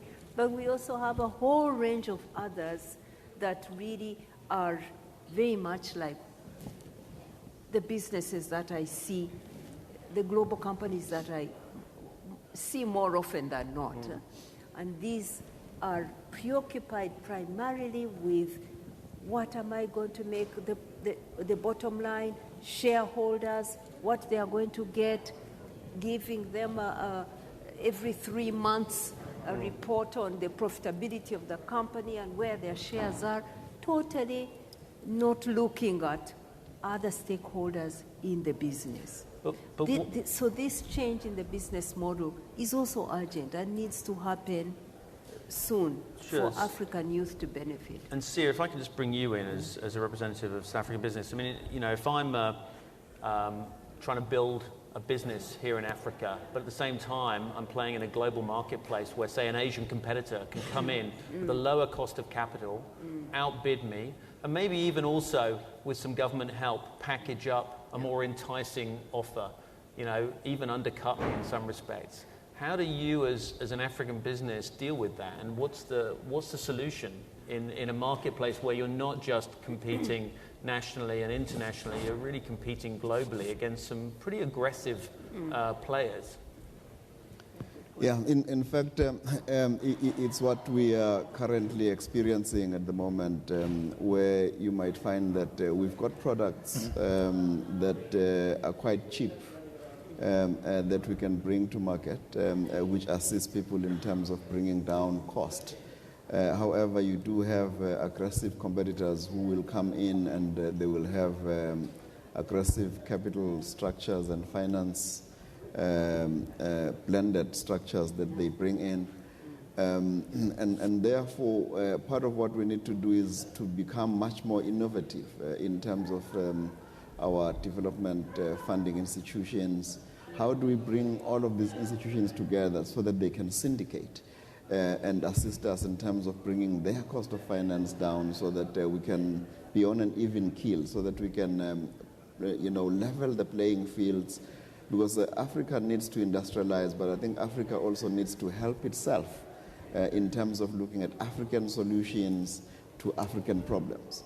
And therefore, for us, I think it's quite critical that we look at some of those gaps. But also, importantly, we need to raise the level of entrepreneurship. We need to raise, the level of looking at much more creative ways of deepening, the commitment to the infrastructure gaps that we are talking about, raising commitment in terms of making sure that we can bring in more youth into employment, look at manufacturing, look at competitive advantages of different regions within the continent. Instead of competing, try and collaborate and cooperate so that we can begin to show the resilience that comes out of the kind of specialization that is required in order for us to create more economies of scale and take advantage of the huge marketplace that Africa is becoming. Thank you. Just going to check the room one more time before I have to release our co-chairs into their next sessions. If anyone has anything they want to throw in, please put a hand up. Tell me where you're from. If not, I'm going to thank each of our co-chairs and wish them a very successful meeting. And to all of you too, I hope you get something from the next 2 days. I know it'll be very busy, so please pace yourselves through the forthcoming 48 hours. Thanks to everyone, and see you inside the meeting. Thank you.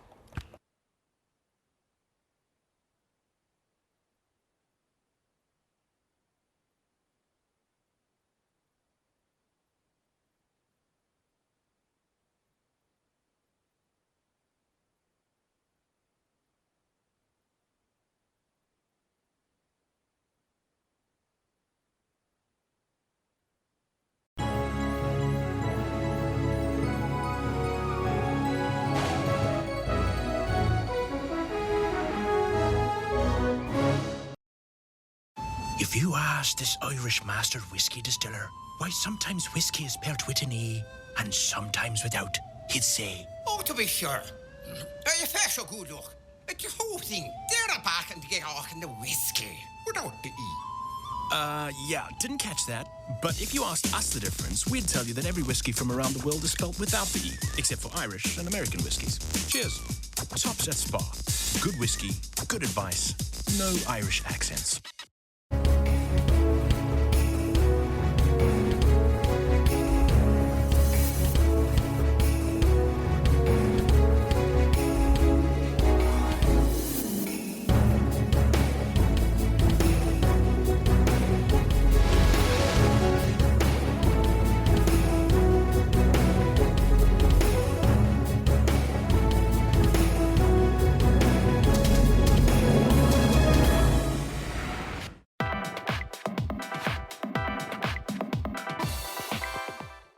Hearing loss, also known as hearing impairment, is a partial or total inability to hear. Hearing loss may be mild, moderate, severe, or profound. It can affect one ear or both ears and leads to difficulty in hearing conversational speech or loud sounds.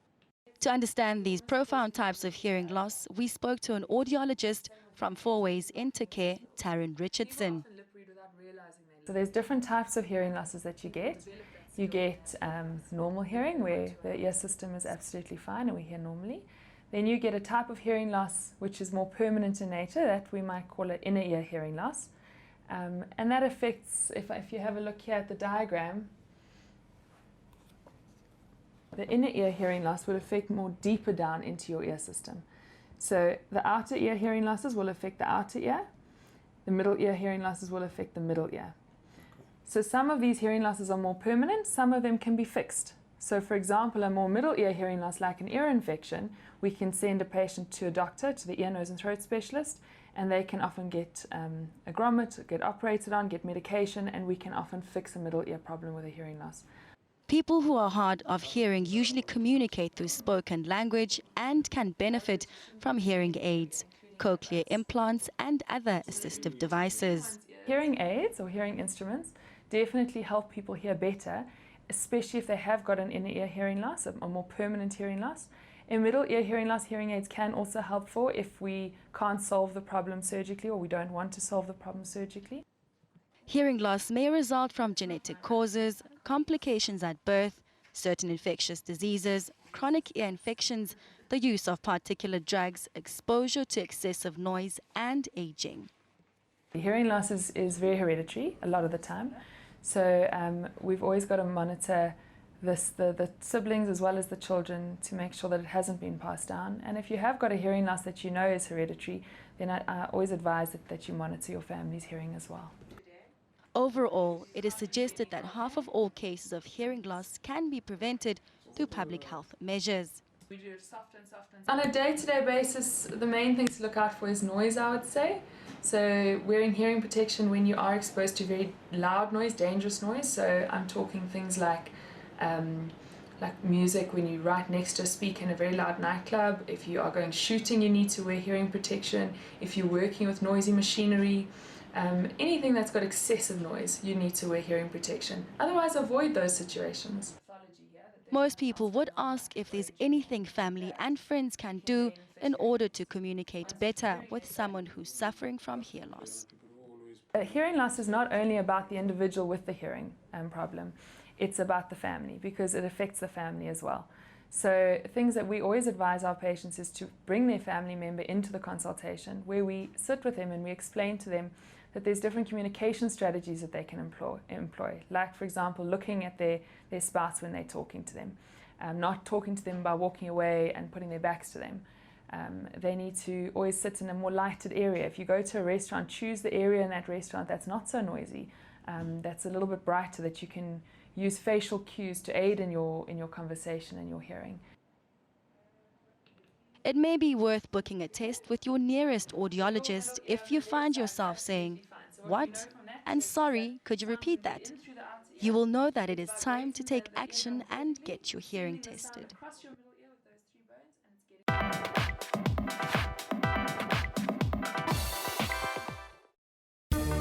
Water-wise, water is an essential need. The scarcity of it could lead to loss of many lives, including livestock, plants, and much more. It requires us to use it sparingly and responsibly in times of need, failing which our taps and sanitation will not function. For more on water and weather issues, stay tuned to News Today, every Friday at 4:45 Central African Time. SABC News, making you water-wise. Rights and Recourse tackles constitutional issues. When South Africa became a constitutional democracy, we had a fairly sound legal system in place requiring the Constitution to guide the direction in which it must go and the way in which it must be refashioned. The Justice Ministry, the custodian of human rights. We actually have a plan to come up with a comprehensive review of our human rights instrument. Advocates dealing with evidence. Sometimes you have to use a crook to catch a crook. So we expected that the credibility would really be taken to task. You try and consult your witnesses and prepare them as best as you can. Hashtag Rights with Dumila Mates on legal issues every Sunday at 2 o'clock Central African Time. What is environmental health? In Section 24 of the Constitution, the environmental right has a second part, which is to encourage people to be active citizens and gives us the right to participate in politics and organize and raise awareness so that the environmental right can be guaranteed. using coal and wood and paraffin to cook with or to heat their space or to heat water. These are basic fundamentals, and I think if we can address that alone, we will make a huge impact, an environmental impact on the health of our population. Food that comes into the country. The vigilance at the ports and harbours is being checked at the moment currently by environmental practitioners who are port officers at those ports. They need to be more stringent in terms of control of what comes into the country. Join Health Talk every Saturday for all your health news.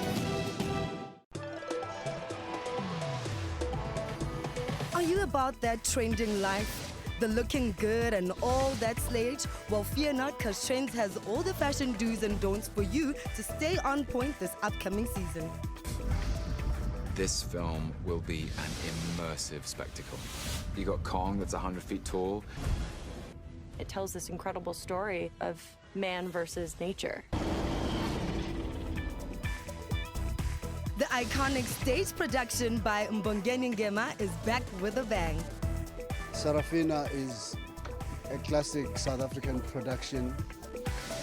I always choose to align myself with brands that I just love. Because when you love something, it doesn't become work. Luxury is not built overnight, but it's an experience that comes with time. Catch up with all the trends on Trends Saturdays at 12.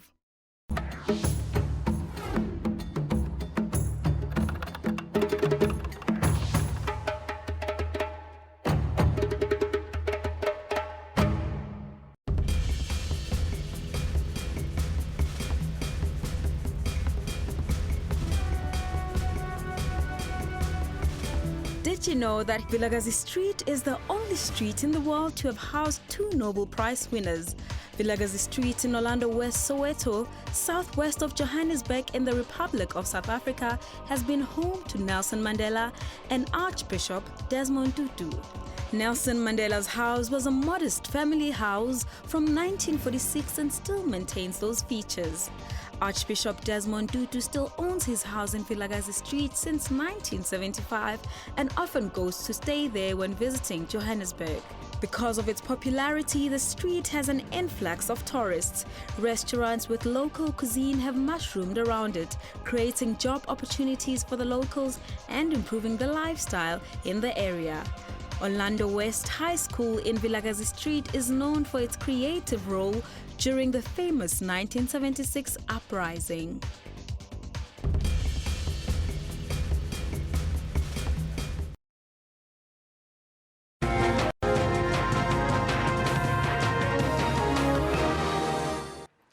Welcome back. It's now time for the sports. My name is Kendall Makhamat, and we start off with a local story where Stuart Baxter says his team will need to improve if they're to finish the 2016-2017 Absolute Premiership League on a high. This after SuperSport United's goalless draw in the league against Bloemfontein Celtic at the Lucas Moripe Stadium in Pretoria. Looking to steer clear of the relegation zone, Bloemfontein Celtic travelled to the capital city to take on SuperSport United. Ahead of the contest, the away side were 12 on the log with 25 points after 25 matches, 2 points clear of the drop. Despite SuperSport United enjoying a fair share amount of ball possession, the game got off to a subdued start, both the teams having very little to offer going forward. It took 26 minutes for the fans at Lucas Moripe Stadium to witness the first real attempt at goal. Thabo Mnyamane threw on goal after a quick counter-attack, only for him to fire straight at Patrick Tinyemb. With the game heading for a goalless draw, the home side began piling the pressure on Bloemfontein Celtic's defence in search of the opener and subsequently a winner. However, despite their best efforts after the final whistle, the scoreline remained goalless. Today we wanted 3 points or a point, and what a plus is 0-0 a draw for us, as long as we did not concede today, because you can see how tight it becomes in terms of goals. But today credit must go. I know we have to select man of the match, but I think the whole team today, they fought with everything they had. As men are back in action on Saturday as they travel to Polokwane to take on Polokwane City in another league encounter. Joseph Mohali, SABC News. Of course, just to remind you, there's a whole lot of fixtures on that are very important both tonight and tomorrow. Both Mamelodi Sundowns and Bidvest will be in action tonight. And tonight could actually be the league decider. I'll bring you details of exactly who's playing who a little later in the next bulletin. But you'll have to know that Sundowns are playing Platinum Stars and Bidvest are playing Orlando Pirates. Now, the South African Football Association has revealed that it's now finally able to announce who the head coach for the men's senior national team, Bafana will be.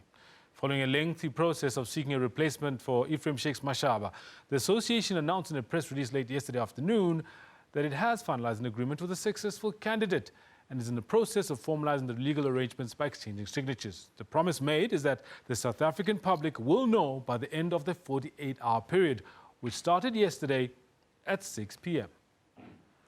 Now, experience triumphed over youth as Juventus beat host Monaco 2-0 in their Champions League semi-final first leg tie last night. Forward Gonzalo Higuain scored a brace as an unbeaten Juventus closed in on a second European final in 3 seasons. Monaco initially went at it hammer and tongs. Their young side continued to threaten the opposition. 18-year-old striker Kylian Mbappe challenged Juve goalkeeper Gianluigi Buffon more than once. Mbappe couldn't have met him much better than that, but Buffon stood in the way. But the night belonged to a ruthless Higuain. Here's Higuain, clinical. He scored his first goal after 28 minutes from a brilliant Dani Alves assist. The second, just before the 60-minute mark, with Alves in the mix yet again. They're close to winning the first leg. They're one huge step closer to winning the tie and reaching the final. The Italians wrapped up a classy win, managing to successfully balance attack and defence. Buffon, Alves and Higuain received praise as the standout players. Gianluigi Buffon was very strong. He's still number one. And for important matches like this, as was the case with Barcelona, he knows how to be decisive. As for Gonzalo Higuain, he scored 2 goals. The first was a really beautiful kick, and the second, he knew how to get it in. Monaco have their work cut out for them for Tuesday's return leg in Turin. Juve have not lost a home fixture by 2 goals since April 2013. Liesel Sankel, SABC News. Now, I've got a very interesting story about a Kenyan man that won a jackpot. But before I get to that, let me tell you about how world #1 golfer Dustin Johnson says he has recovered from the back injury that forced him to withdraw from this year's Masters at Augusta. Johnson suffered the injury in a freak accident when falling on a staircase at his rental home in Georgia on the eve of the tournament. He was a favorite to win the title and eventually claimed by Spaniard Sergio Garcia. Feeling good, healthy, so can't complain. Obviously I haven't played much or done a whole lot of practicing, but body's all good, so just glad to be back out playing again. Took probably 3 weeks. Last week was probably, maybe last Friday probably was the first day I hit balls and didn't feel it, but no, it was just bruised badly. I went and had an MRI. It was clear, no issues, but I just bruised it really bad. Johnson will compete in the PGA Tour's Wells Fargo Championship in North Carolina this week. Now, a little earlier, I just told you about a 28-year-old Kenyan man who's won a $2 million jackpot. This after correctly predicting the outcome of 17 football matches. Now, Samuel Abisai won the windfall after placing a bet of less than $2 on 2 separate picks at SportPesa. The payout is one of the biggest ever in Kenya's betting history. Now, Abisai, who works for a Chinese firm 45 kilometers from the capital, Nairobi, said he wants to go on holiday before he decides how to spend his windfall. The betting industry is rapidly growing in Africa. Now, according to surveys, Kenyans are the biggest gamblers on the continent. The Kenyan government has recently placed a 50% tax on bookmakers, lottery companies, and sports betting sites in the largely unregulated industry. Well done to the man. $2 million for predicting 17 matches. A nice one. Well done. 28 years old. I hope you spend it well. That's where we leave it with the sport. We'll be back at the top of the hour with more news, more analysis. But before we do that, we'll leave you with Tete Munari, who's got the weather.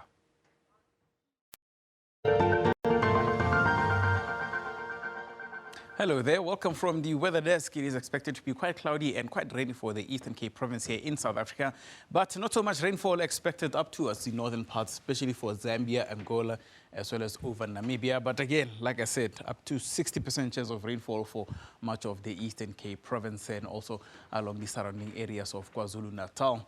And then the rainfall moves tomorrow towards the Western Cape, and again, it shies off or shies away from Botswana and at the interior of the SADC regions.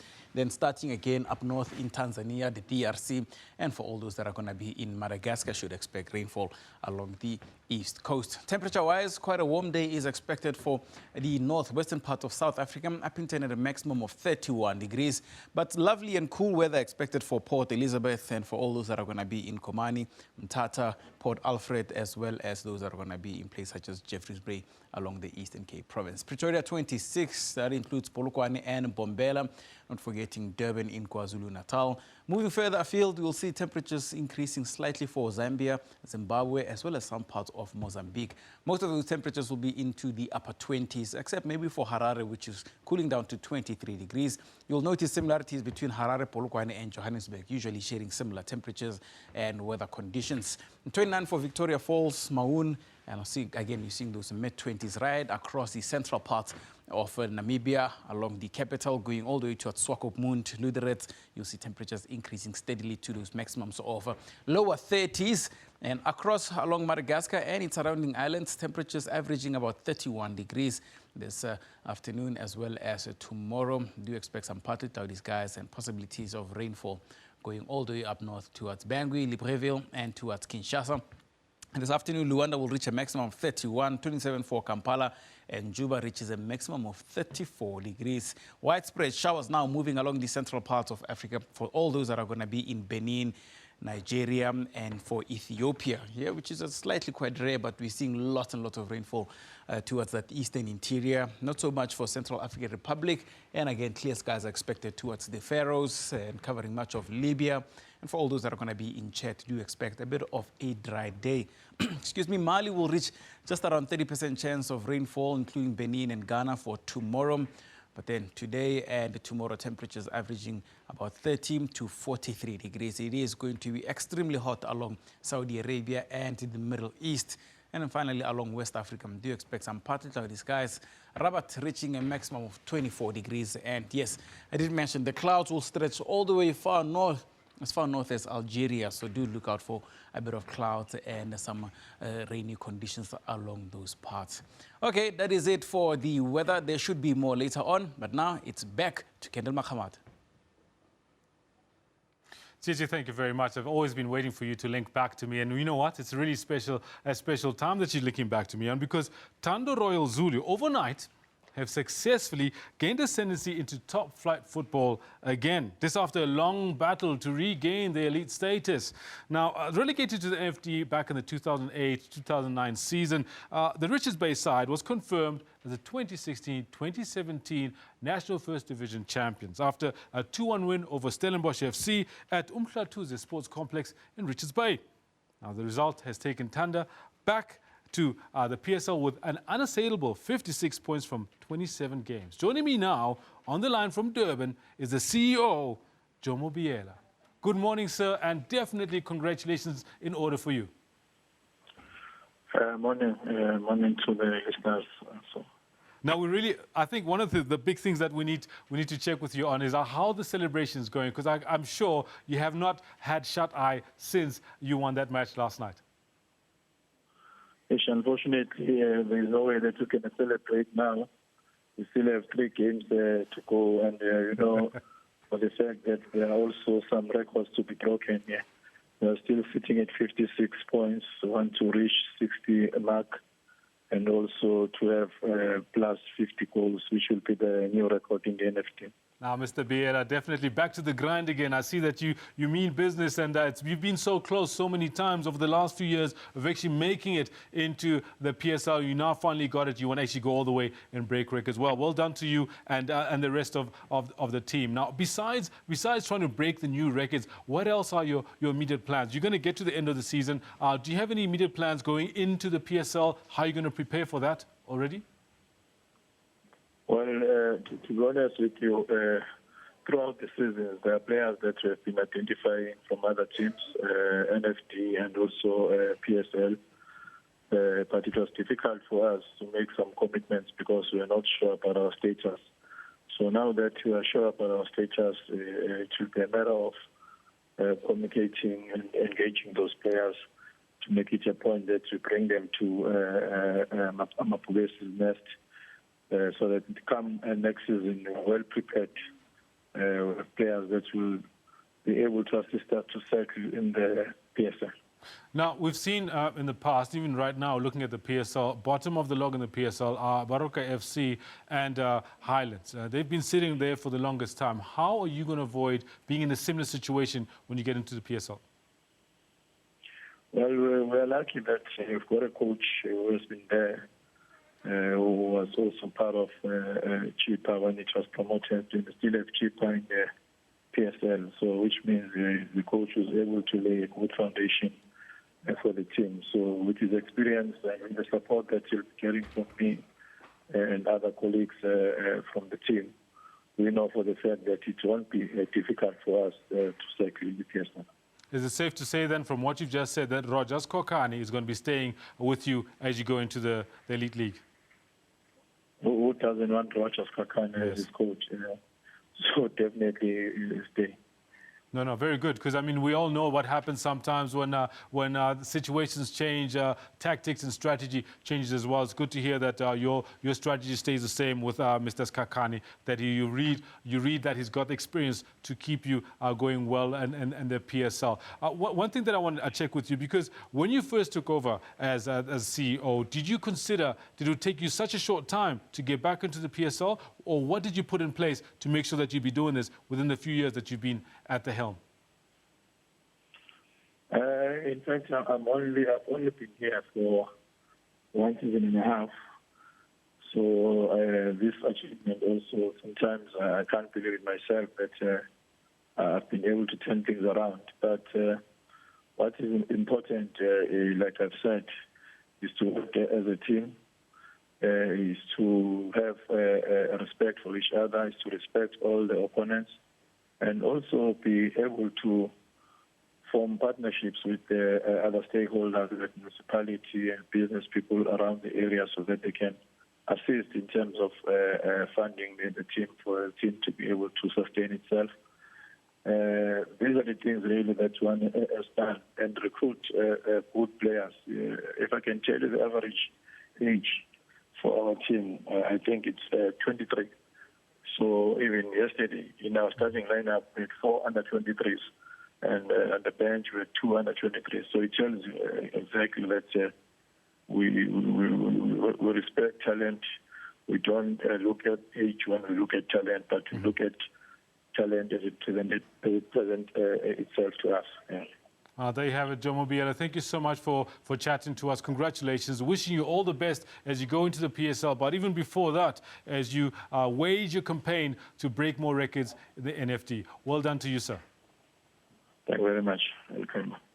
There you have it, chatting to Jomo Biela, the CEO of Thunder Royal Zulu, who are now the champions of the National First Division, and they're going to be joining the PSL. Right back into the thick of things. They're back into the PSL. They'll be campaigning against the likes of the Chiefs, the Mamelodi Sundowns, the Bidvest of this world. We'll take a short break. When we come back, remember, you heard it first here on Newsroom.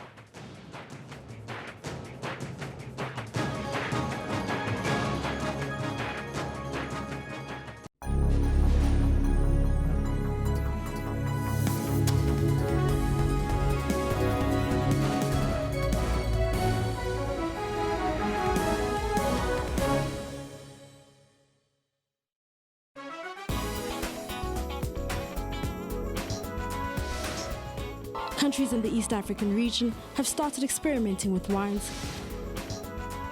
Located in the east of the Democratic Republic of Congo in South Kivu province, this park is the only place in the world to find the eastern lowland gorillas. But the most famous monument in Casablanca is, of course, the Mosque Hassan II. The mosque is the 3rd largest in the Muslim world. The city of Tel Aviv and Israel's tourism ministry have teamed up with the local hotel chain to temporarily transform the tower into a 2-story suite with hot tub, room service, and very unobstructed ocean views. Catch Trend Travel every Sunday from 12 to 1 for all the global travel and leisure trends.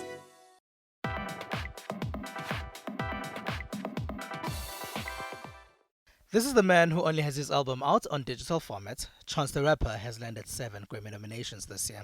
This success is overseas. A few Pretoria students say they're switching to digital platforms that allow them to pay for their music. I only buy the music that I really, really want, like house. Full album downloads. I'll always go straight to the place and get the whole album. Yeah, I'm big on the streaming game right now. Recently, Apple Music announced that they're now offering student discounts in South Africa. Musicians feel such offers are a good thing. Of course, we're getting connected, onto online digital stores, and you're finding a lot of online releases actually long before artists release the physical copies of CDs because they actually want to feed it onto online platforms.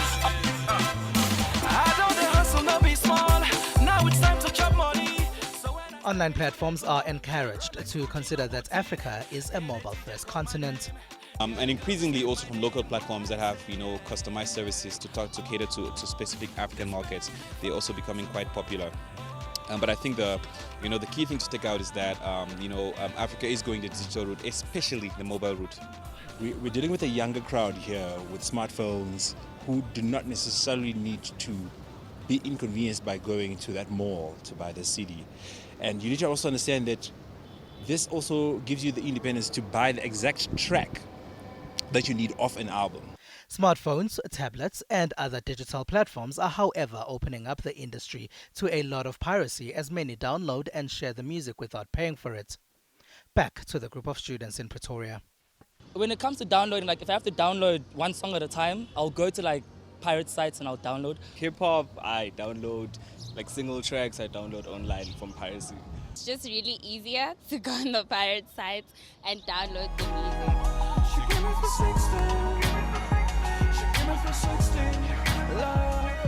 There are musicians who don't mind sharing for free because of the popularity it creates.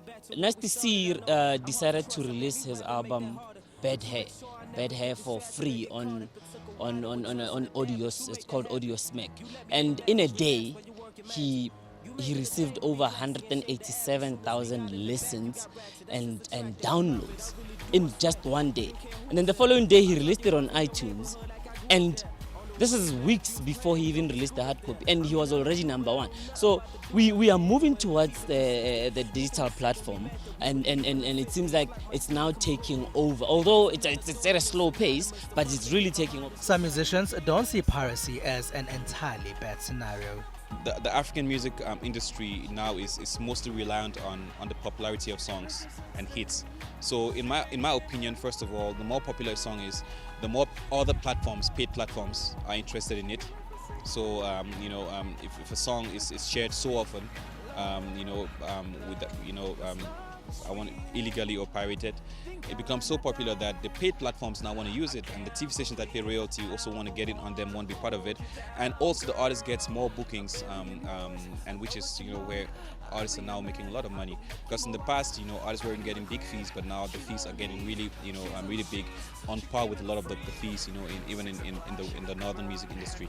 So it is a good thing.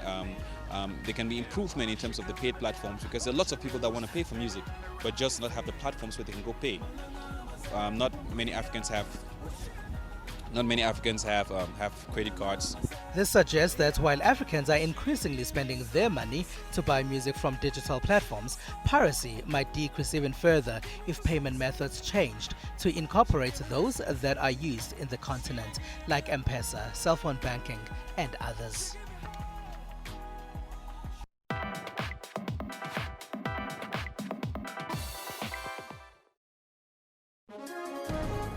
Rights and recourse tackles constitutional issues. When South Africa became a constitutional democracy, we had a fairly sound legal system in place requiring the constitution to guide the direction in which it must go, and the way in which it must be refashioned.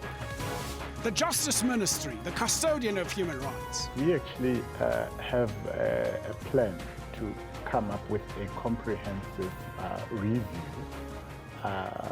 of our human rights instrument. Advocates dealing with evidence. Sometimes you have to use a crook to catch a crook. So we expected that their credibility would really be taken to task. You try and consult your witnesses and prepare them as best as you can. Hashtag Rights with Dumila Mates on legal issues every Sunday at 2 o'clock Central African Time.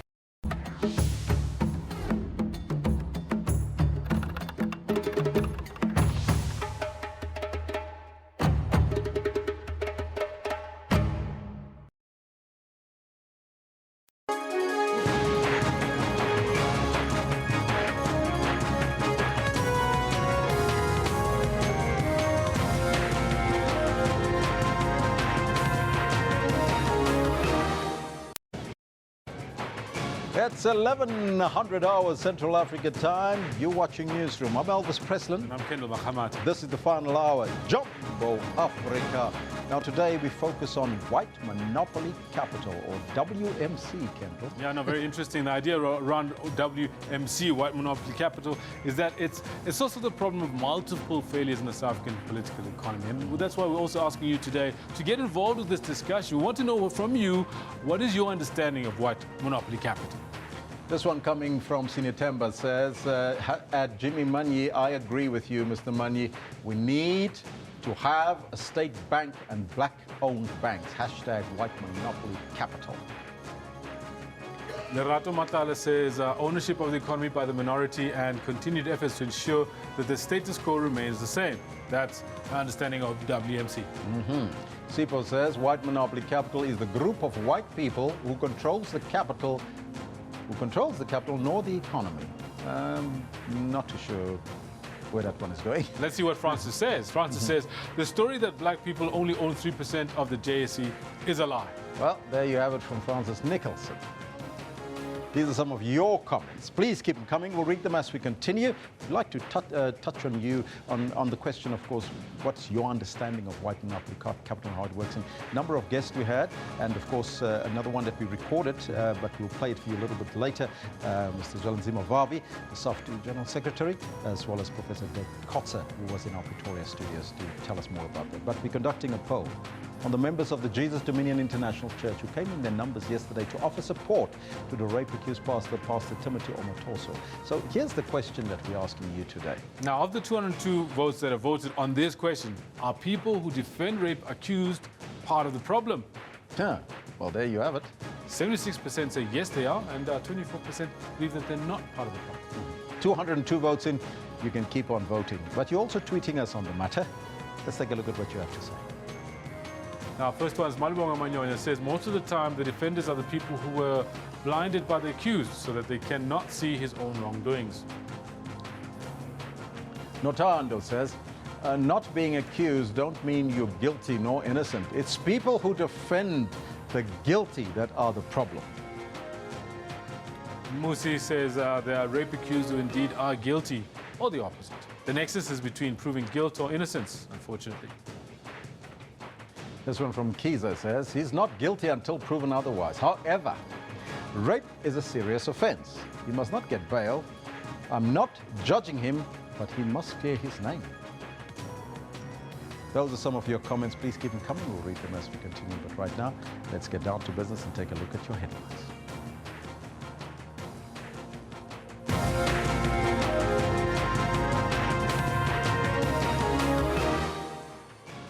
The official opening of the World Economic Forum for Africa is to be addressed by the President Jacob Zuma this morning.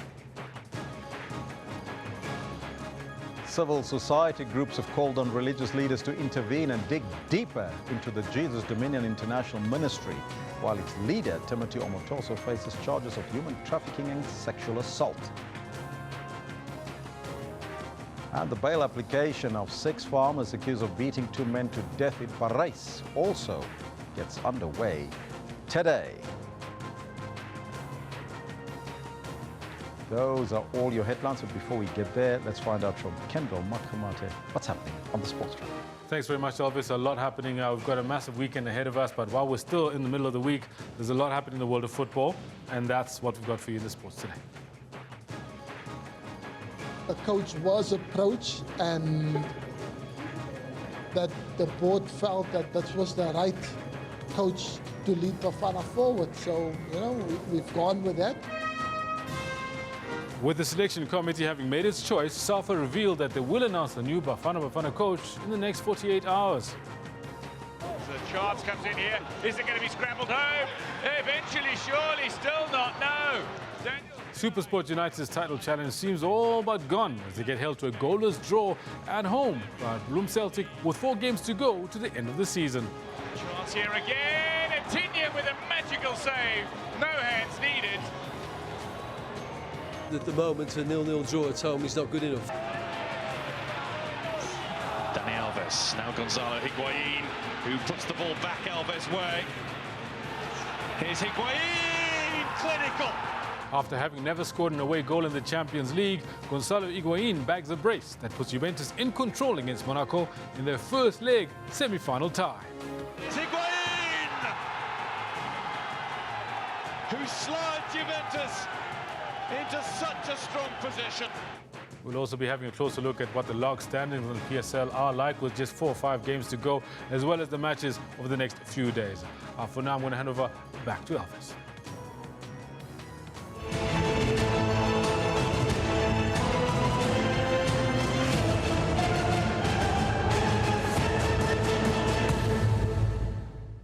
Thank you, Kendall. The World Economic Forum for Africa will be officially opened by the President, Jacob Zuma, this morning as leader of the host country. Speaking after touring the site yesterday, the President said that he's impressed with the preparations put in place. Let's go there live.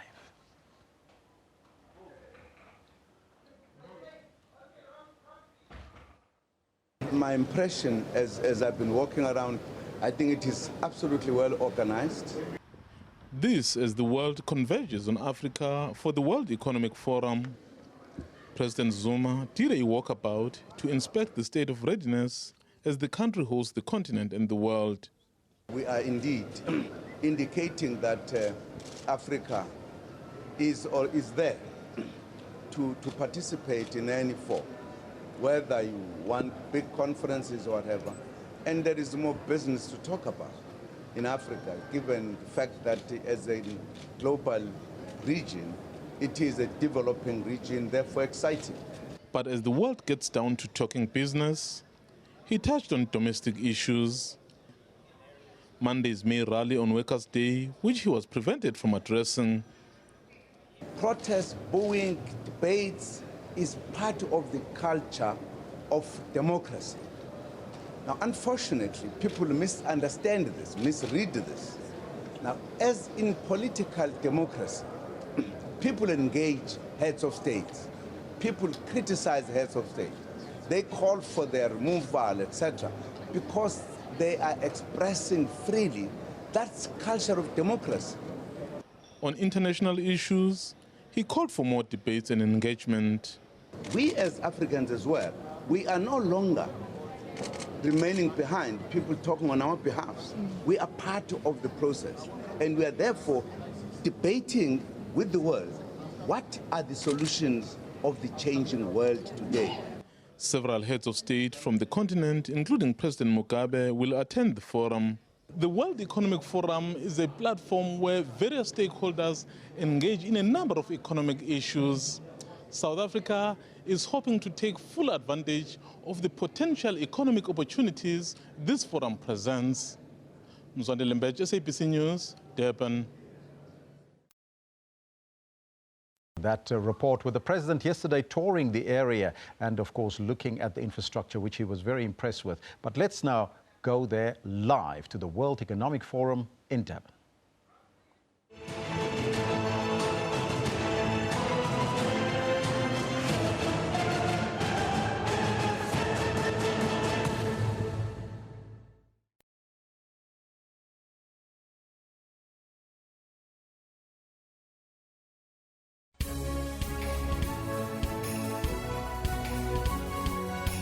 1.4 billion rand was raised to build the institution. Additional funding came from ordinary South Africans. It's been heartwarming to have seen the project from 2009 when the first sorting happened to see it today being completed. Indeed, this is going to be our benchmark going forward. It's just been incredible.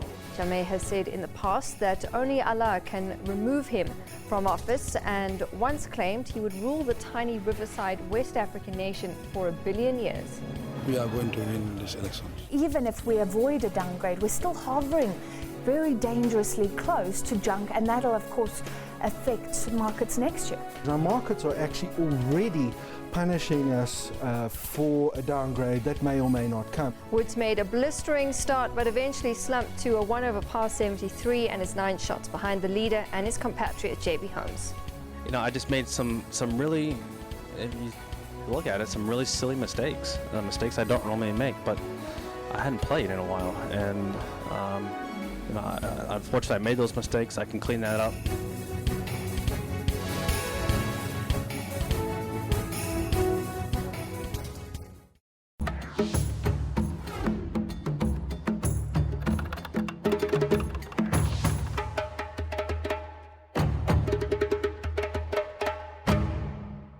Government Employees Pension Fund is set to acquire a 5% stake in Kenya's power producer KenGen. The company says the sale of the 5% stake could have material effect on its shares trading on the Nairobi Securities Exchange.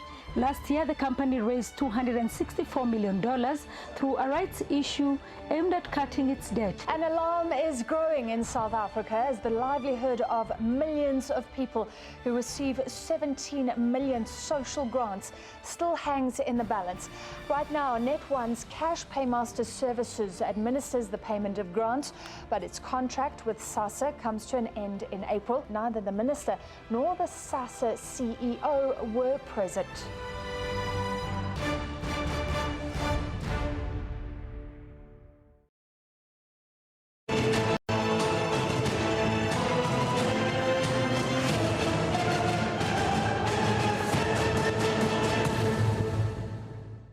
And many people at that time said, this is science fiction.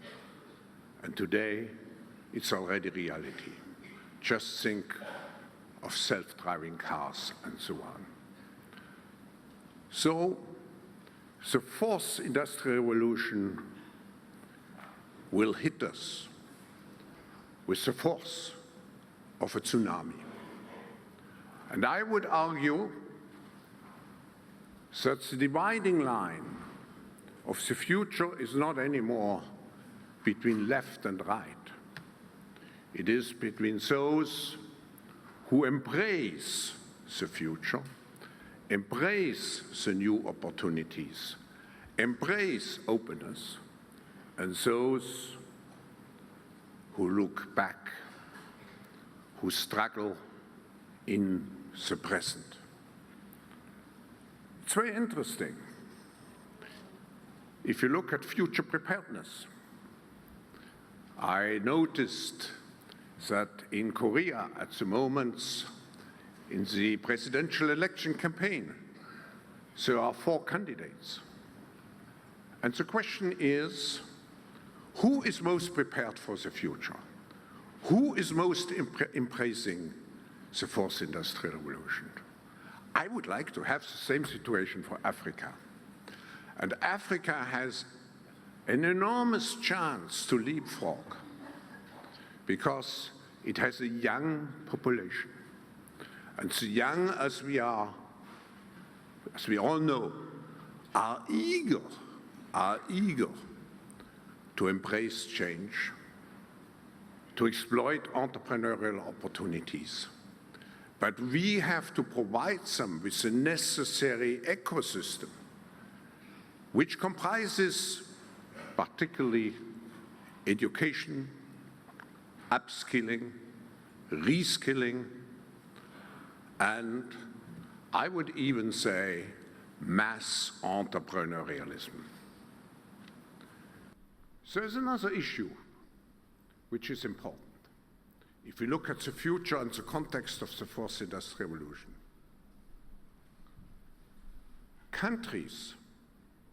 which are absorbed by internal conflicts, use unnecessarily energy to prepare the future. And I would even say, the more consensual a society is, the more it will prosper in the future, because it can concentrate on exploiting the opportunity which are offered by the future. The second big global challenge we have to confront is what people call the new normal. We will have not anymore the fast-growing economy which we saw before the crisis, when we doubled global GDP every 15 years.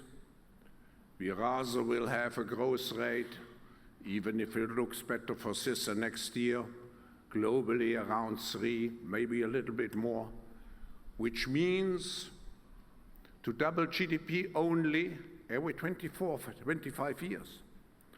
And thus leaves us with an enormous issue: how to solve the unemployment problem of the young generation, particularly in a continent where in 2030, 1/4 of young people will live in Africa. So everything has to be done to ensure a growing economy. Economic growth which is, of course, inclusive, but which is sustainable. And the key here is the trust into the future. How can we generate trust? What does it need to have trust? Of course, we all know about the potential of Africa, but it needs more.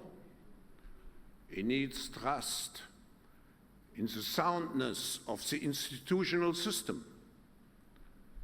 It needs trust in democracy.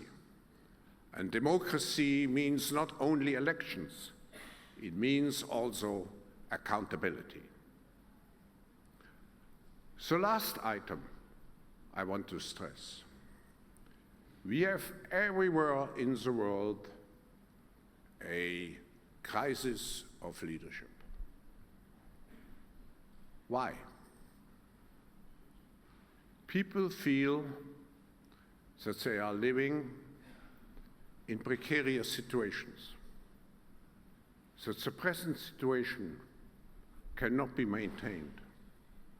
They expect fast solutions for complicated problems. And of course, there are many populists who exploit this situation. But at the end, I think we can create a prosperous and peaceful world if we come back to value-based leadership. And if I look, I'm asked very often, Mr. Schwab, you have met every leader in the world in the last 30, 40 years. What is actually the essence of leadership? And here, I usually refer to Madiba, to Nelson Mandela, because he incorporated those 3 values. First, respect human dignity and diversity.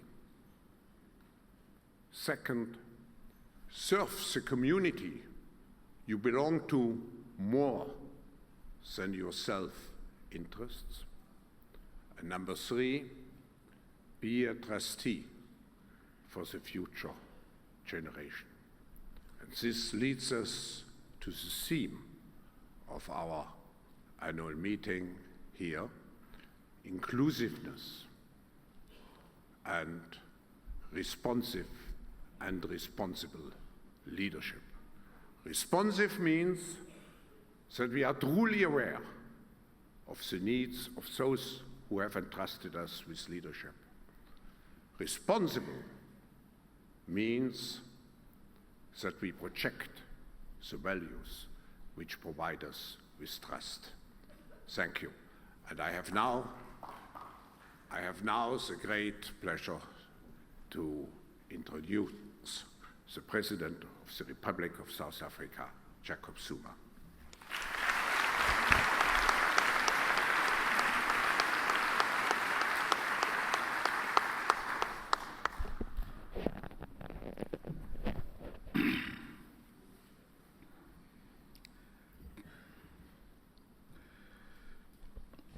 Thank you very much, Professor. Excellencies, heads of state and government, distinguished delegates and special guests, good morning to you all. Thank you, Professor Schwab, for your opening remarks. It is always a pleasure and honor for South Africa to host the Africa meeting of the World Economic Forum on behalf of Africa. Let me thank the heads of states and government, and indeed, Your Majesty, the King of Swaziland, who have taken time off their busy schedule to travel to South Africa to attend this important gathering. We are truly pleased to host all the delegates who are here. This forum meeting takes place under an important theme which emphasizes inclusive growth. This presents an opportunity to discuss vigorously the various issues of economic growth and development, mindful of the fact that opportunities from that growth must not be enjoyed only by a few. The global context has evolved since the last we met in Cape Town in 2015. In the past 2 years, we have seen a drop in commodity prices, which affected a number of economies in Africa. We have also witnessed an increase in social discontent among citizens globally due to increasing alienation and exclusion. The theme for this year's World Economic Forum on Africa is therefore most relevant to the challenges facing the world. Excellencies, delegates, other critical challenges facing the world include weak economic growth, the management of migration, global security and terrorism, as well as related international crimes. The youth, in particular, have been very clear in calling for leaders to address issues of exclusion, inequality, poverty, and unemployment. They are an important stakeholder for us because Africa is a youthful continent, which means we are a continent that has a very bright future if we invest correctly in our young people. Importantly, as leaders, we have not addressed adequately how we are going to close the gap between the rich and the poor in the world and achieve meaningful, inclusive growth. The gap between the developed and developing worlds, or North and South, remains huge, while the gap between rich and poor in many countries also remains wide. We grappled with this theme of unabating inequality in Davos a few years ago. We are pleased that this week some of these issues will be discussed by global leaders at this forum. We support the G20 resolution of 2016 that a people-centered sustainable development must be achieved, which ensures that no one is left behind and that the dignity of every person on the planet is protected. This can only be achieved if each country is allowed to grow its economy based on its unique features without imposing conditions. Also important, as decision makers discuss this week, is for all to commit to the advancement of a just world order, as outlined in the United Nations 2030 Sustainable Development Goals and the Addis Ababa Action Agenda. In working towards facilitating inclusive growth and prosperity, the continent has a number of issues to resolve, which we are already addressing and which are in line with the Continental Blueprint Agenda 2063. In our country, we speak about radical economic transformation, which in our view will take us on the path to inclusive growth and a better life for all. Moves are already underway to radically transform the African economy. Infrastructure development remains top of the agenda to ease the movement of goods, people, and services across Africa.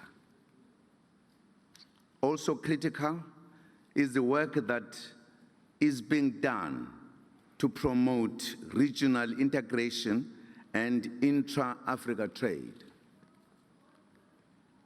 In our region, the SADC, we have decided to prioritize industrialization, especially through labor-intensive manufacturing to promote job creation. Other focus areas include agriculture in order to improve food security and also to begin to derive more value from the ocean through boosting the ocean's economy. These are areas that many investors would find lucrative on the African continent. For Africa to succeed in taking these programs forward, we need to mobilize appropriate financing.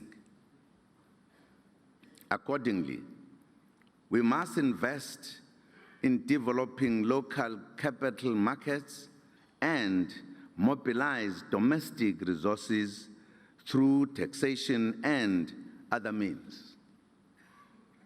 More importantly, one of the most important actions that are critical for Africa is sourcing finance, is to arrest illicit financial flows. Billions are taken out of Africa each year, and this is money that should be used to fund our development. We are encouraged by the work done by the Financial Action Task Force. One of the recommendations of the task force is the countries should identify, assess, and understand the money laundering and terrorist financing risk for the country, and that countries should take action. This is of absolute importance.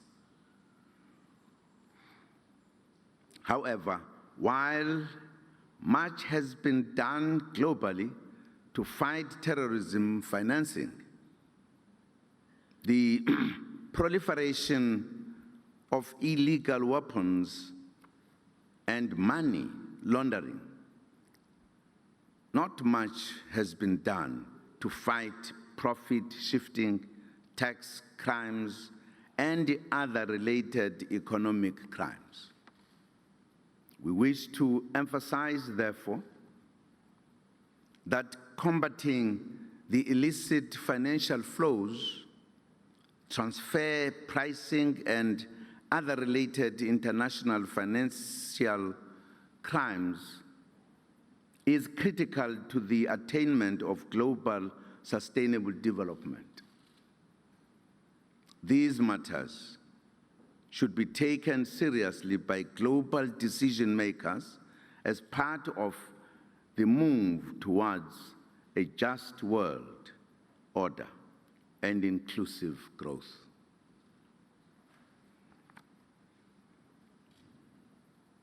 Excellencies, distinguished delegates, another radical step that we must take as African countries is to diversify our economies away from dependence on commodities so that they become less vulnerable to commodity shocks. We also need to step up investment in both social and economic infrastructure, improving the quality of life of our people through social infrastructure such as building hospitals and schools that will improve the quality of life.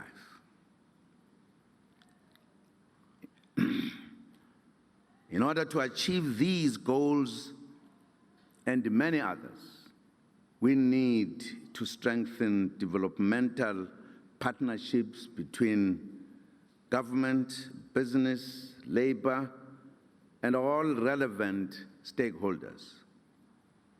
This forum is a key instrument in this regard, as it brings global actors together to discuss such important matters. It is also important for such discussions among social partners to continue taking place domestically, which has been an important area of emphasis for South Africa. Your Excellencies, as Africans, we have decided to take charge of our destiny. Our people yearn for prosperity, and we are determined not to fail them. That is why we have Agenda 2063 as a clear roadmap towards inclusive growth and a better life. We are acting to propel the rise of the African giant, our continent. Yes, we need to partner with the rest of the world to achieve our radical economic transformation goals. Our partners will find us moving forward with determination and zeal. Africa is rising, and African leaders are rising to the occasion. Your Excellencies, distinguished delegates, let me once again extend a warm welcome to all of you in this warm city of Durban. We invite you to explore the city and the rest of the country at the conclusion of the meeting. South Africa remains alive with possibilities and has a lot to offer indeed. I thank you.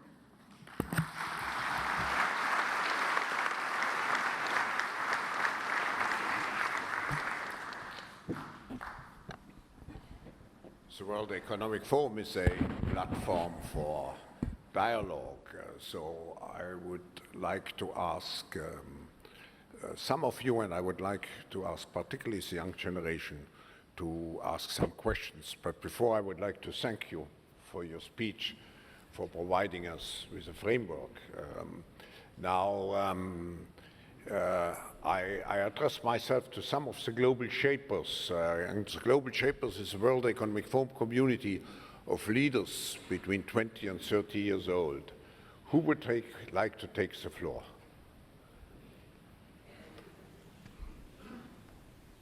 Yeah, okay. Can you introduce yourself and where you are from? Good morning, everybody. Amanda Mate from the Global Shapers, Durban Hub, South Africa. Thank you to our president for addressing us this morning. Thank you, Professor Schwab. Malal, as a leader, how do you begin to engage a youth in terms of skills transferring leadership skills? It's often said that as a youth, we lack the ability to lead. We walk out of university with degrees, ambitious to be managers, ambitious to be CEOs, but we fail to understand leadership skills. In your understanding, what are the ways in which you can transfer your ability to lead to the youth of South Africa?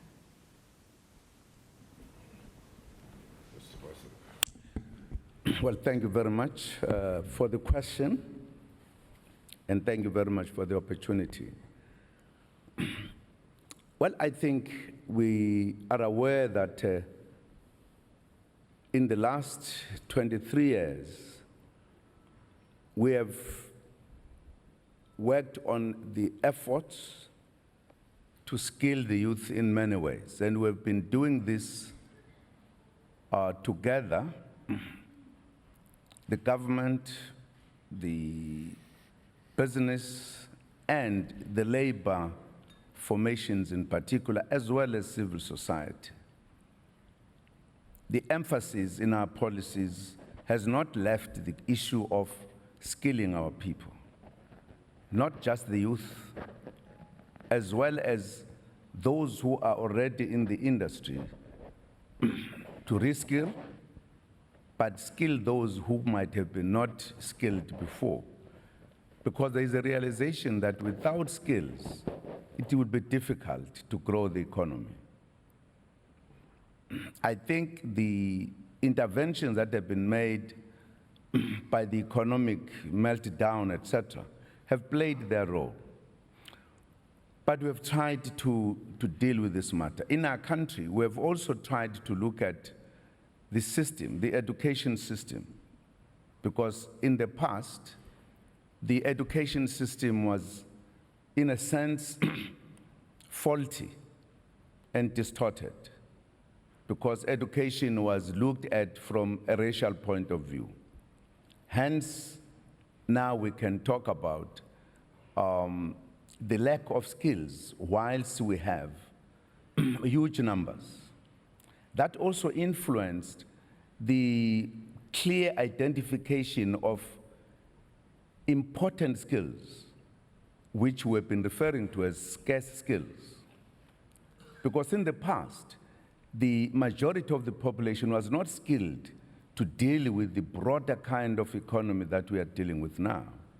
These are the challenges that we are dealing with, and that's why we have emphasized our work of education. Education is priority number one in our country. That is partly an attempt to address that problem of skills.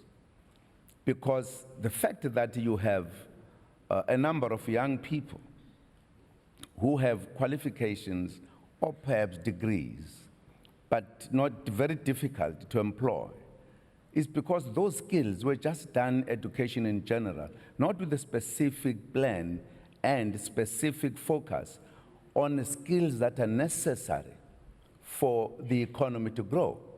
It was just a question of educating people. And you could have heard more pastors, and yet we need very few pastors, bigger congregations.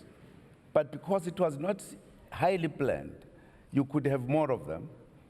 You could have more churches. Of course, it's important to prepare for our future, but we have to deal with the reality here. That has been the difficulty that face us, which talks to our history, but it talks to the challenge that we are faced with today. And that's why the question of skilling has been broadened. And I think we might have also add a little bit when we came in with colleges in terms of the importance of colleges, etc., which we did not emphasize on. The fact that we've got a huge population with not enough tertiary and college kind of places, it talks to our history. So that is what we are trying to address today in many ways. That is why, for an example, rather than just an education department, we created basic education department as well. It's part of addressing that problem to us, that you have young people with qualifications, but not easily employable. But of course, that is also, in a sense, exacerbated by the fact that with the development of the economy and technology, it means it's not just education in general. We've got to deal with very specific things that deals with technology now that the economy is developing in a particular way.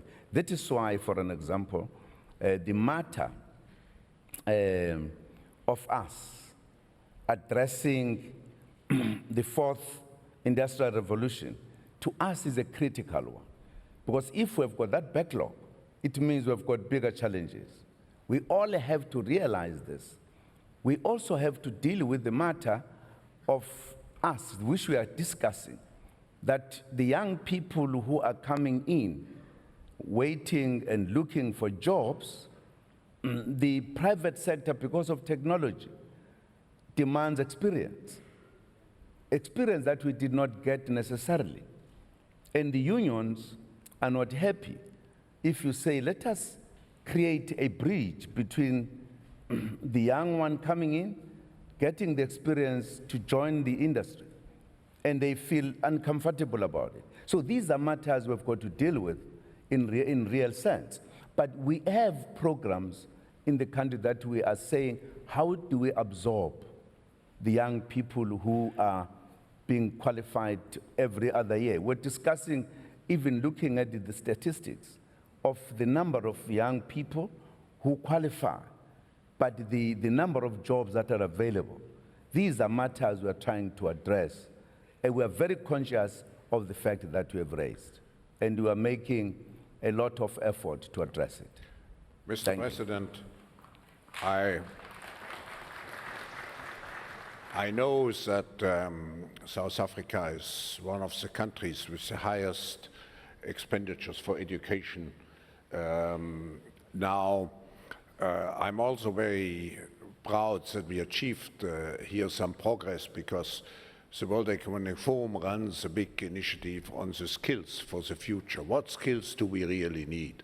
And among the 20 very concrete initiatives, action-oriented initiatives is one, how to create the skills for Africa, which we need not today, which we need tomorrow. And I just add one point. When we look at the fourth industrial revolution, I have coined the note, or the saying, the future doesn't belong to capitalism. The future belongs to talentism. Those countries which have the best talents will succeed best in the future. We have time for a second or third question. Who would like to take the floor? Thank you. My name is Amanda Archibong, and I'm a global shaper from the Abuja hub. President Zuma, just to ask you, as we have regional hegemons, Nigeria and South Africa, and you rightly mentioned the Agenda 2063. What role do you see our regional hegemons playing in ensuring that we do move to this agenda in a more inclusive way? So Nigeria and South Africa, carrying on the rest of the continent. Thank you. Well, we've been discussing this not just between Nigeria and South Africa only, but from other countries and regions. How do we handle the issue of the pace towards the 2063 agenda? What are we doing as a countries? Of course, there could be the issue between two countries. If we talk about South Africa and Nigeria, we have relations. We have structured relations between the two countries. But I think what we have not done is to deal with the details of what do we do and priorities. What do we do as the two countries to work in such a way that we make the impact in the continent? I don't think we've succeeded to do that sufficiently, so that we are in a position to use the two countries. There has been, between Nigerians and South Africans, an acceptance of the fact that as two countries, we need to do more than what we are doing. Yes, we are developing the relations steadily, but I don't think it is sufficient. That's a matter we need to look at. That's a matter I think the young people have to push us even more to ensure that we are able to deal with these matters, to help us also identify the critical elements of the economy that will make us to move forward. In other words, all of us, we should do so. But the efforts that Africa is doing has been, for an example, as you know, Africa has 5 economic regions. And we've taken very deliberate decisions as the leadership in the continent to integrate these. The 3 of them are in the process very far, integrating, creating a common market, which is absolutely important, opening up more opportunities. We are in the process of discussing to actually integrate the whole 5. I think those are the efforts we are making to say, how do we, by 2063, how do we reach a point we want to have reached by that time? I think there is more prospects now than any other time, because Africans are working together. If we take, for an example, our acceptance and commitment to develop the infrastructure that connects us, that makes the movement of goods and people to be easy in the continent, is a very direct, important element to ensure that we are able to reach 2063 in a particular kind of fashion. We are discussing, for an example, the need to soften the borders, so that the movement in Africa should not be difficult. Because this movement, these borders were not necessarily of our creation. This was done by other interests who wanted to separate us. So we've been moving to try to connect one another so that it is easy to move. There are plans even of working on a faster transport in the continent so that you can reach any corner at any given time. I think those efforts talk to the point you are raising. How much do we create the kind of quicker movement towards the agenda we have set for ourselves? I think we are better placed now than any other time before, but we are late. We are late because Africa has always been put in the back burner by the world. We are now saying that's why in my remarks I was talking about us determining our destination, ourselves, our friends, and everybody else to come and partner with us in that process rather than being told what you need to do, what you need not to do, because we believe it is us. And we are therefore banking a great deal on the young people who are being skilled today, who are being technologically trained, that they are going to help us in these very ambitious kind of projects we are putting in the continent. We believe that Africa is well placed today to move even faster than other regions, taking into account the global setting. So we think what we are doing is the right one. We need, of course, a number of things, resources, as well as more working together as a continent. We are ready to do so. There are leaders here from the continent who are part of very important elements economically. The president from Senegal, for an example, leads us in NEPAD, which discusses a lot of these matters. There are heads of states who are heading specific sectors because we wanted to ensure that the political commitment is seen. And I think Africa is in a position that it has never been before in commitment to achieve Agenda 2063.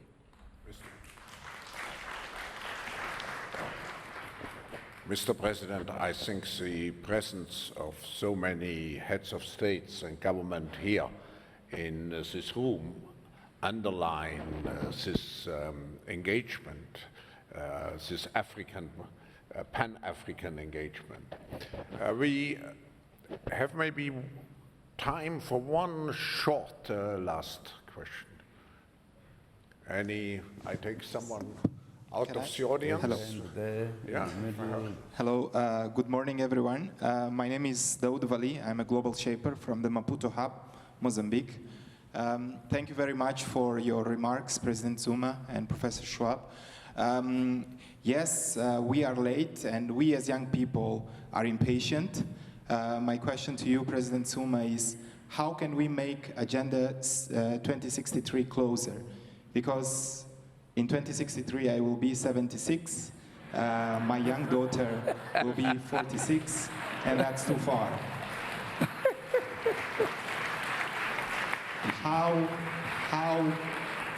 How can we speed up decision-making process? How can we engage more young people? Because there has been a lot of talk in the past year, yet we are not represented in parliament, we are not represented in governments.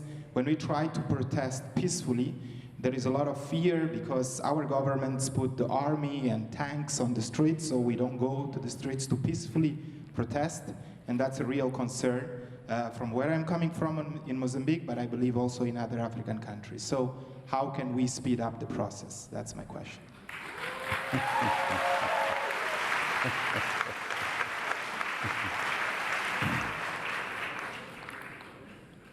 I like it when you mention the years.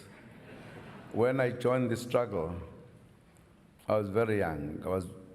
I was less than 20 years. I'm now 75, just 1 year that you talk about 76. And here I am. I've seen the West and I've participated to shape it. And I'm now participating in reconstruction. I think it is the determination of the youth that is absolutely important. Not to believe that for us to succeed, it is other people who must do it. The youth itself must participate very seriously to change the future for themselves, together with the elder ones. That's what we have done. And at times, some of us never thought we'd be free at our lifetime.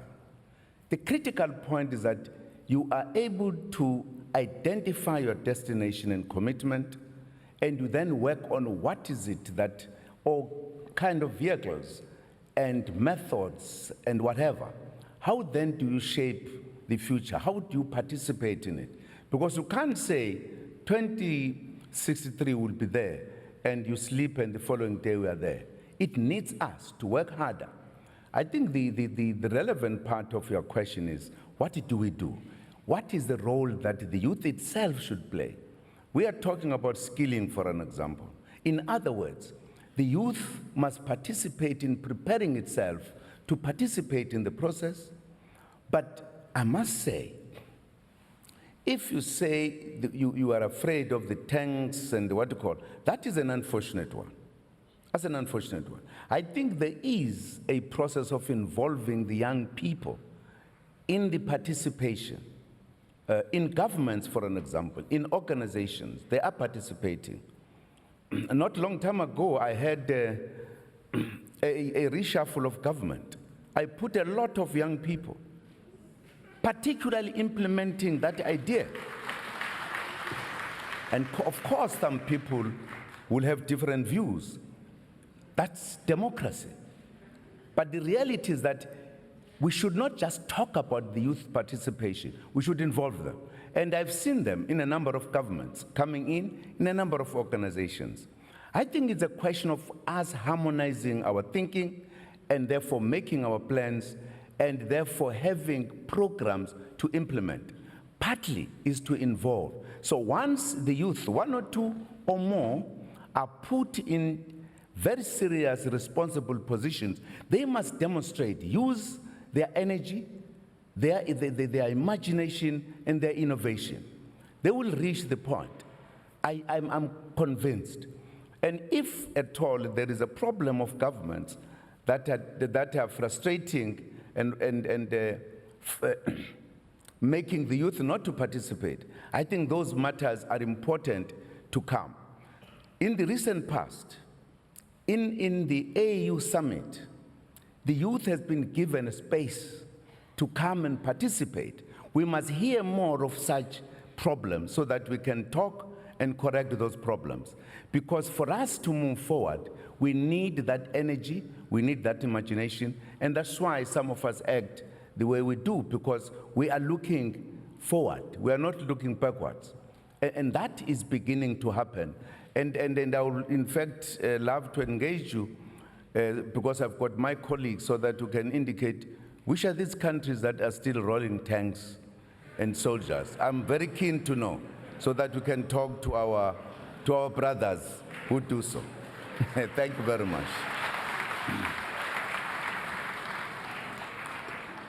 Mr. President, just one added note. It's not just the engagement of the young people into society. I think it's also a big challenge for the older generation to act as role models in terms of the values for the young generation. That's the basis for mutual trust.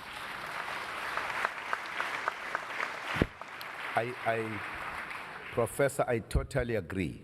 That's why I've put young people to show what needs to be done. Yeah. Absolutely. And I would come back to my three values which I presented. And if you all go out of this room committed to those three values, we will have a great future. I just repeat, respect the individual and global diversity,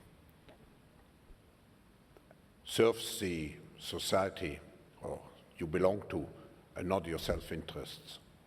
And finally, act as a trustee for the next generation. Thank you again, Mr. President. Thank you. Thank you very much. And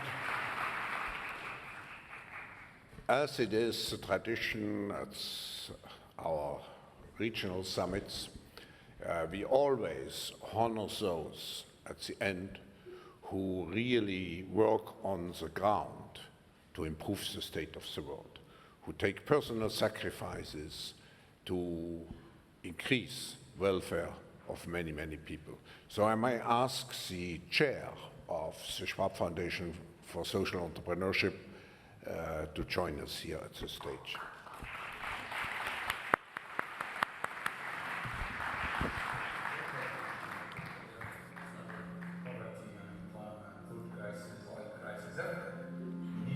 New civilization where you won't have that. It's not money obsession, it's about human beings. Never ever have we been in such a need, all social entrepreneurs, to work in partnership with governments, NGOs, and civil society at large. Having access to the World Economic Forum for any social entrepreneur gives us a greater chance to scale our impact. We're able to connect with people from all over the world who are focused on the same issues. It's all about reaching more people and affecting change. We have enough technology, we have enough ability, enough innovative capacity to create the world that you feel comfortable with, you feel proud of creating that world.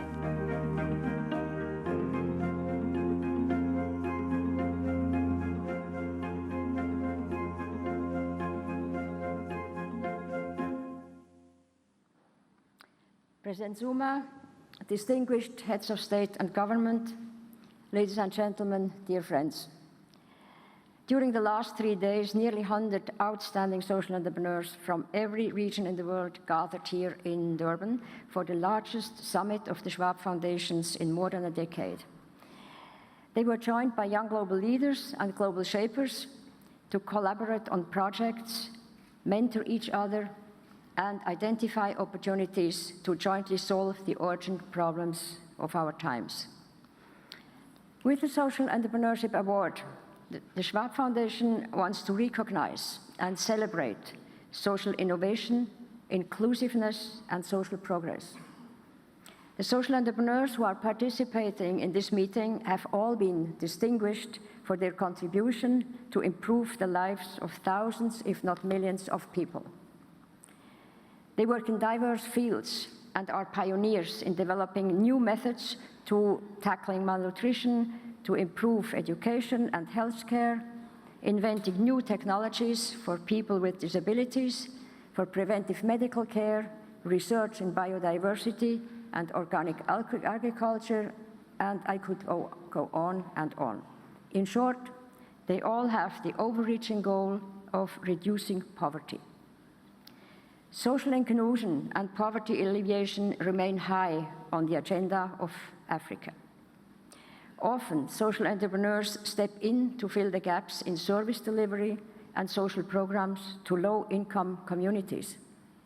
They do this through their innovative business models in areas such as health, digital technology, and financial services. They are vibrant catalysts in the growth of the entrepreneurial ecosystem of Africa and at the wake of the fourth industrial revolution. There's a lot of talk about recently that we must develop new narratives, positive narratives. The social entrepreneurs have exceptional stories to tell. Today we have the pleasure of awarding 3 social entrepreneurs for Africa 2017. And I would like now to ask each awardee to join me on stage when I call their name. Sonkita Conte.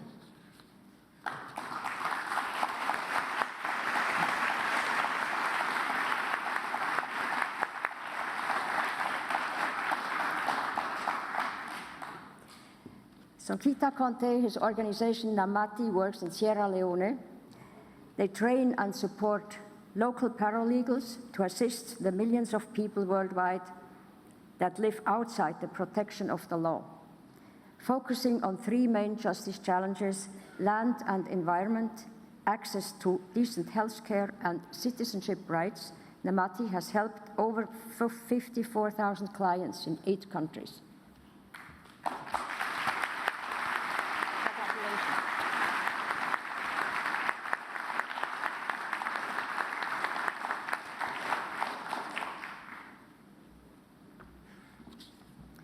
Keller Rinaldo.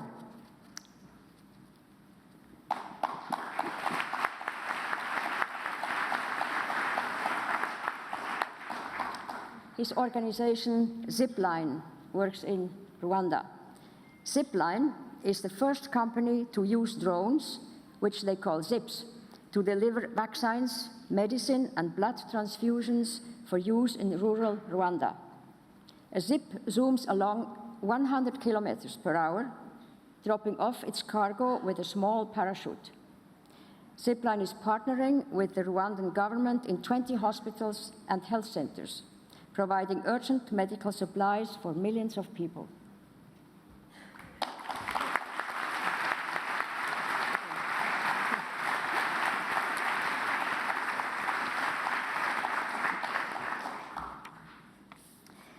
Day Lewis.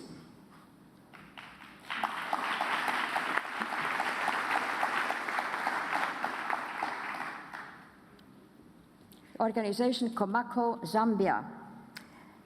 If farmers could make a decent living, poaching would decline. That's the theory behind Komako, which has virtually eradicated poaching across 1 million hectares by giving farmers education and access to premium markets for products like peanut butter, rice, and honey. To date, Komako has registered 140,000 farmers committed to conservation farming practices and wildlife preservation.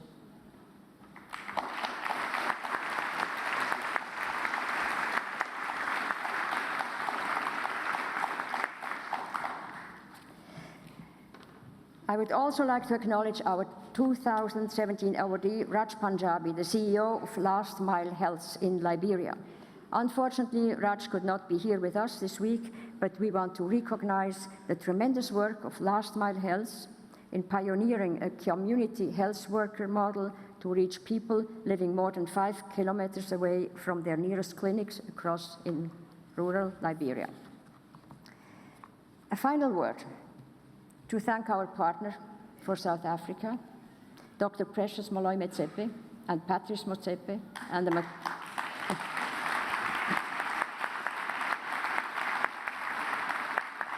Motsepe Foundation for their enthusiastic support and contribution. Thank you. Can I ask now all the social entrepreneurs to stand up so that we can see you? Thank you for your engagement and dedication to humanity. Thank you.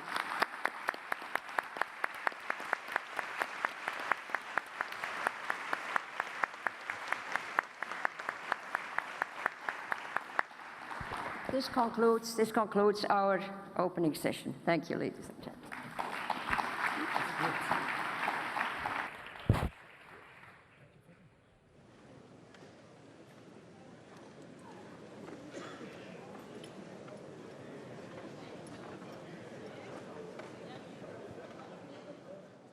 New live visuals from the World Economic Forum on Africa in Durban. The main session, including President Jacob Zuma and Klaus Schwab. Professor Klaus Schwab, of course, is the founder of this event, which has just expanded over time. It started with the main event that is still held in Davos, which was meant to bring US and European business leaders together originally. Over time, it's developed into one of the biggest talking events, I guess. Nothing is signed or coming out of this, but it really brings business leaders and political leaders together. And this one focusing on Africa, looking at the continent. President Jacob Zuma dealing there with a huge issue, youth unemployment in South Africa. The figures are just staggering, 40 to 50%. We're not quite sure, but young people bearing the brunt of unemployment. And he was saying that you give them a chance, and he believes that they will take that chance grants. It's just the first step getting in, confirmed by Professor Klaus Schwab. All right, thank you for being with us. It's a midday report here on SABC News. Let's take a look at your headlines, and this coming up, global competitiveness, one of the topics in a panel discussion at the World Economic Forum today. Transnet CEO Siyabonga Gama was asked to respond to a comment that Africa faced aggressive competition from countries in Asia. We've got products that are quite cheap that we can bring to market, which assist people in terms of bringing down cost.